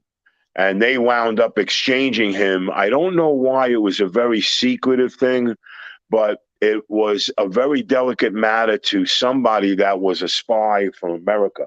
Now, the Russians normally will kill you, but for some reason it was, who the hell was the guy? Khrushchev. Khrushchev, okay. Yeah, and because Khrushchev wanted this guy. So he made this exchange, and Nixon was the one that intervened in that exchange. And he comes from a real radical sanct, a real Russian radical sanct. They were looking to decimate America. They wanted to decimate America. But The yeah, bro, evil there's so much empire. conspiracy. There's so much crazy shit. But and talking about having a relationship, that was my ex-wife's cousin's uncle's brother that was involved in that. I mean, he's passed away. This is years ago, but yeah, and my wife had told me that story. Actually, her mother had told me that story because it comes from her side of the family. But just think about how radical that is, that you know these people that are doing this shit at this level. It could be the guy that you're sitting next to and talking to, you know? Of course, I mean, clandestine shit happens, and these people are real. You know what I mean? Like, you read this shit or you Yeah. see it on TV is one thing, but like to know these people existed, to know for a fact, like Yeah. like I said, this kid, this is a very, very, very good friend of mine, a very good friend of mine. Hey, And bro, you know, that's people say why. that, Hey, listen, Brian, that's why you have to be very careful how we talk and how we speak. And one thing my uncle had taught me is, you know, never speak a negative about the government. absolutely not. Remember that guy in Brooklyn, Brian? Did you ever hear the story of that Jewish kid? He was a computer guy, and he said something about the government or did something, and the next minute, the guy was gone. They just disappear, people. I personally, I didn't hear about that one specifically, but yeah, I'm trying to think of his name. He was a Jewish computer whiz, and he did something, and he started making remarks about the government and some shit that he took information out of. Huh. A week later, the guy was gone. They just disappear people for no reason. There's You know, unsolved I cases. mean, no matter how I might feel or how sinister I might think things are, there's reasons behind it. we have done bad things too. You know, this country has done bad things, and in the name of religion. But Absolutely. I don't think we went out to the extent of raping 9-year-old girls and just shooting little kids, just driving by and shooting an old man trying to make a living, or picking up potatoes because his neighbor had him in the backyard and he said, "Come get some peppers too and feed your wife." You know what I'm saying, bro? Sure, but check it out. If we're the leaders of the free world right now, I imagine we probably did some really bad shit that we can't even think of. Oh man, please. My friend was in the Vietnam War, bro. He is so shell-shocked from what he saw and the things that he did. My uncle came back and could never really put it back together. Yeah, so I feel very sorry for your uncle, because if he was there and it's anything of what my friend experienced. In Utah Valley, man, he's seen the worst of it. Oh, forget about it, man. You know, the worst part is he didn't even sign up. He fucking punched a cop when he was drunk in the Bronx. They were like, prison. Yeah, that's what happened with my friend. But guess what? It took religion. It took religion to save him. So again, sometimes religion does have a good purpose. 100%. You know, 100%. And like, I was huge about the military, and he was too. He was big. He was big about it. You know. Were you in the military, Brian? No, I wasn't. I wanted to be. I actually I graduated in 2000 from high school, and the day after 9/11, wasn't a recruiter's office for the Marines. Went with my friend. They didn't want to know my friend, but they fucking wanted me bad, like bad. And the second they showed so much interest in me, I instantly was like, wait a minute, why do they want me so bad? If they just were like, okay, here, so whatever, they were just cool, I would have gone immediately.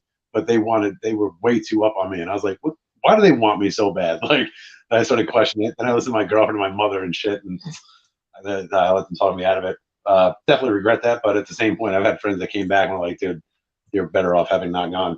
So I don't know how I feel about that, you know, but I know what's happening with our vets today is unbelievable, that they're coming home and killing themselves left and right. Like, it's, hey, bro, you know, this is what bothers me, is that, you know, we're so critical on making sure that the Kardashians stay on television, or Caitlyn Jenner gets the Person of the Year award, when a guy that saved the whole fucking platoon and went back and pulled the Forrest Gump, going back and forth, pulling these guys out of danger, and then lost one of his legs and got blown up and got shot.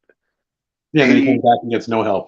That guy was not the Man of the Year. Caitlyn Jenner was the Man of the Year because he came out of his shell and became a transgender.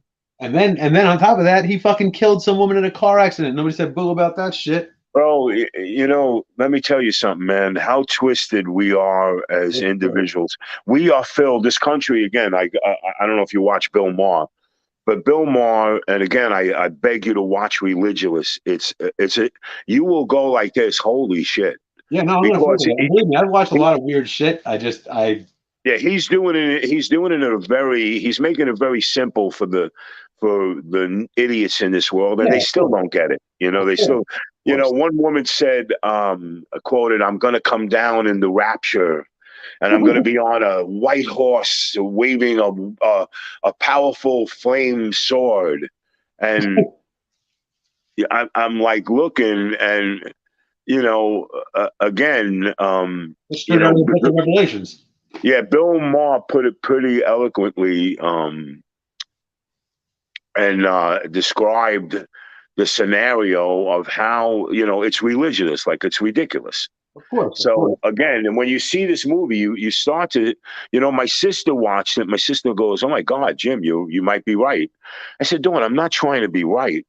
I'm giving you, I'm asking you. I'm asking, why when I ask a Christian a question, they automatically avert to another question, of course, they and ostracize themselves from what I was trying to, what I was asking them. Of course, whenever you ask somebody a question and they fire back with a question, it's because they're being disingenuous, because they either don't know. Absolutely. Exactly, Brian. Exactly. And they're really...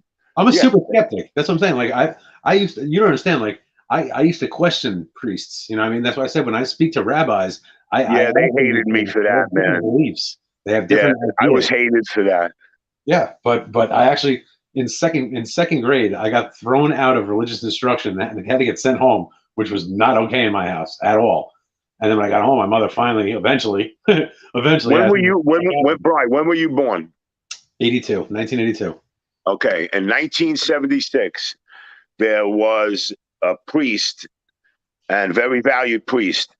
100,000 people marched into Madison Square Garden because he said it was the end of the world. Gathered $15 million, and when all of a sudden, when the time passed, he dipped. He said, he went, "God has granted us salvation. We should all be happy." But you know how many times they were predicting the earth was going to end, and they were doing an historical clock from the Torah, and how they were trying to explain that the tablets, look, it's the same thing as Nostradamus when he was making predictions. Yeah, it's a guesstimate.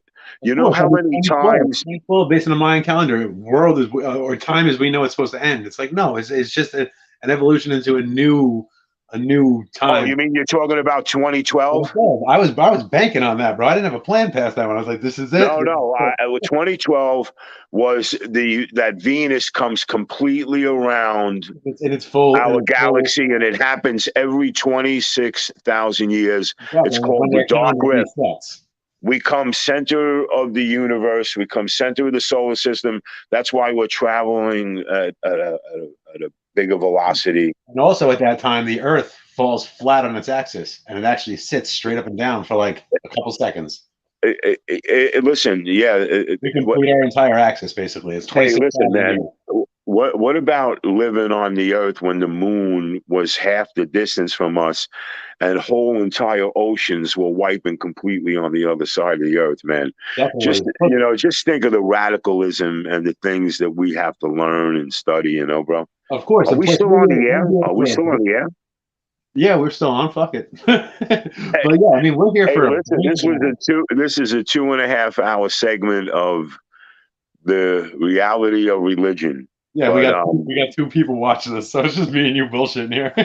Oh, there's two people watching us? It says two. They probably fell asleep or they left their shit on. Yeah, they probably fell asleep. Hey, but Brian, it's great talking to you, and I'm looking forward to the next segment. And we're going to be doing, we're actually going to be talking about the Torah. We're going to be talking about the Jewish religion. Outstanding, because I saved it. Yeah, and I how the didn't mention it. practicing faith, how the religion came about, which is really interesting. So that's our next topic, and we're going to be going over the Muslim stuff and everything. But hey, anyway, Bri, next week, whenever time, talk to Mukta when we'll do it. Of course. Yeah, me and him, we do a bunch of podcasts together, so I'm definitely here, and That's awesome, man. That's awesome. Yeah, man. We had like 9,800 people watch our shit last week or a couple weeks ago. Wow, that's great. Hey, bro, let me ask you a question. At one point, again, that you do watch Religulous, do look into, I wouldn't go now, but I would go like in March. If you ever can, you get off of work and you can take a trip, go to Egypt, man. Go to Cairo. I mean, you don't want to go anywhere else. Cairo's where you want to go, but I've been wanting to go there for a long time. Yeah, bro, I would make the trip to go, because then you're going to go like this. Holy shit, Jimmy was right. This is all hand carved and hand chiseled and handmade. Of course. But, they know the element. Great. Like, oh my God, it is the seventh wonder of the world. Like, it's the Great Pyramid. It's got that name for a reason. I want to see it with my own eyes. Yeah, bro. Look, I've been to all three of the pyramids, but never in my life. The Giza pyramid is like, it's, Khufu was like, hey, fuck my father. I don't give a fuck about this guy. I want the biggest pyramid you could, I want bigger and better than he has. Of course. These people were fucking, they were crazy. You know what I mean? They were out there. Like, they had to be the best in this. But who's the, Nefertiti and all the other were all buried in the Valley of the Kings. That's where they dug out of the stone, the catacombs, and did all. That's pretty amazing how they would just constantly keep chipping that out. That had to be so arduous and so overwhelming. And can you imagine building the same temple over the course of like 200 years? Like, I mean, you have generations and generations and generations of people working on the same concept. Bro, that's all they did. That was their economy. That was their economy, man. Egypt were conquerors. They really grabbed gold and exchanged a lot of things. The Nile River became their sanctuary because they did a lot of business. They transferred a lot of business to them. It was their hub. They were smart, man. They were smart. They figured out how to irrigate the land. And they were brilliant. Smart doesn't cut. They were brilliant. Brilliant people. Again, a lot of people say that geometry really came from the Chinese, but it's not true. The Chen Dynasty was, they developed gunpowder. They developed a lot of other things, but it all comes from Egypt, man. It's amazing. That's what I'm saying. When you go to the museum, you're going to go, holy shit. You're going to look at, you're going to look at the sleds that they built. It's insane, bro. They showed how they actually, they have proof of it, because through the papyrus, of course. But again, the religion was about them, the pharaohs, man. That's why when KB, on the other times on those shows, you can't. Yeah, and I don't want to be argumentary with people, but I don't want to be argumentary, but on the first show, we said they were built tens of thousands of years ago. They would have been deteriorated by now, and they weren't built by aliens. So I know he didn't go to Egypt because you know what I'm saying? Why are you saying you're doing that, man? Because I was there. You'll see an obelisk being chiseled out of the rock. Sure, straight out of granite. Yeah, bro, these people were fucking. Well, they still have the ones out there that cracked when they were cutting them, and they're still laying there. And it's just like, holy fuck, man! Yeah, bro. I could listen. I want to tell you, I built a grotto when Mukta was on the grotto. I moved with 3 Mexicans. They weren't big, with rope. You're telling me it was like a 400-pound stone or something like that? It's 3,200 pounds. The stone was 3,200 pounds. I put it on my grotto. I built a grotto. We lifted it 5 foot. I built a ramp. And all I used was 6 1-inch wrought iron bars. And we rolled it 185 feet, pushed it up a ramp. We got it right on top. And with a crowbar, I shifted it right where I wanted it with the point. Gee, you're a savage. Yeah, so you know what I'm saying? So you're taking a 3-ton stone and you have 500 people. moving a stone at one time. Yeah, I could see it happening, man. You know, Of course, it's I mean, not impossible. Yeah, but they would, bro. If you go to the fucking museum, you're you'd gonna be be able to see it. blown away. And You know? even if let's say even if it didn't happen like that, it makes sense that it could. And I don't fucking know Well, if it bro, can. you know I've what heard it is? people It's say it just couldn't happen. I've it's heard people say it could. You know, yeah, like, no, but you know what it is? The proof is there. You no, I know, believe it. I believe it. I'm just saying it's a solid explanation. I right? personally do believe that it's possible. I don't know, but I guarantee when I see it, see for me, seeing is believing. I'm one of those fucking people. Like, 100 people can tell me, yo, don't touch that because it's hot. I'm just Right. that guy. I'm still gonna touch it. I'm that guy. Yeah, I'm that guy. I don't blame you. Yeah, No, and that's the thing. When I die, people are gonna say, "Yo, he might have burned himself a few times, but he did it his own way. He knew for sure." So, that's but right. I like theories. I like theories, and I like having an imagination, and I like believing that there's a little bit more than what I've been told. You know, I just I don't want to take anybody's word for it 100%, but I always pick up pieces of knowledge from everywhere I can. That's why I like Hey, talking to man. you. You're so knowledgeable on these things. It's awesome. Well, I enjoy doing this. you know what's awesome is like we look back at the stuff that we're doing today is what Einstein was inventing in the early 40s and the 50s. He invented the laser, he invented the CD, he invented the atomic bomb. And even You even know, a guy but like Tesla, who would think that would be using a laser and a DVD or a CD? Now wow. he was inventing laser discs, man.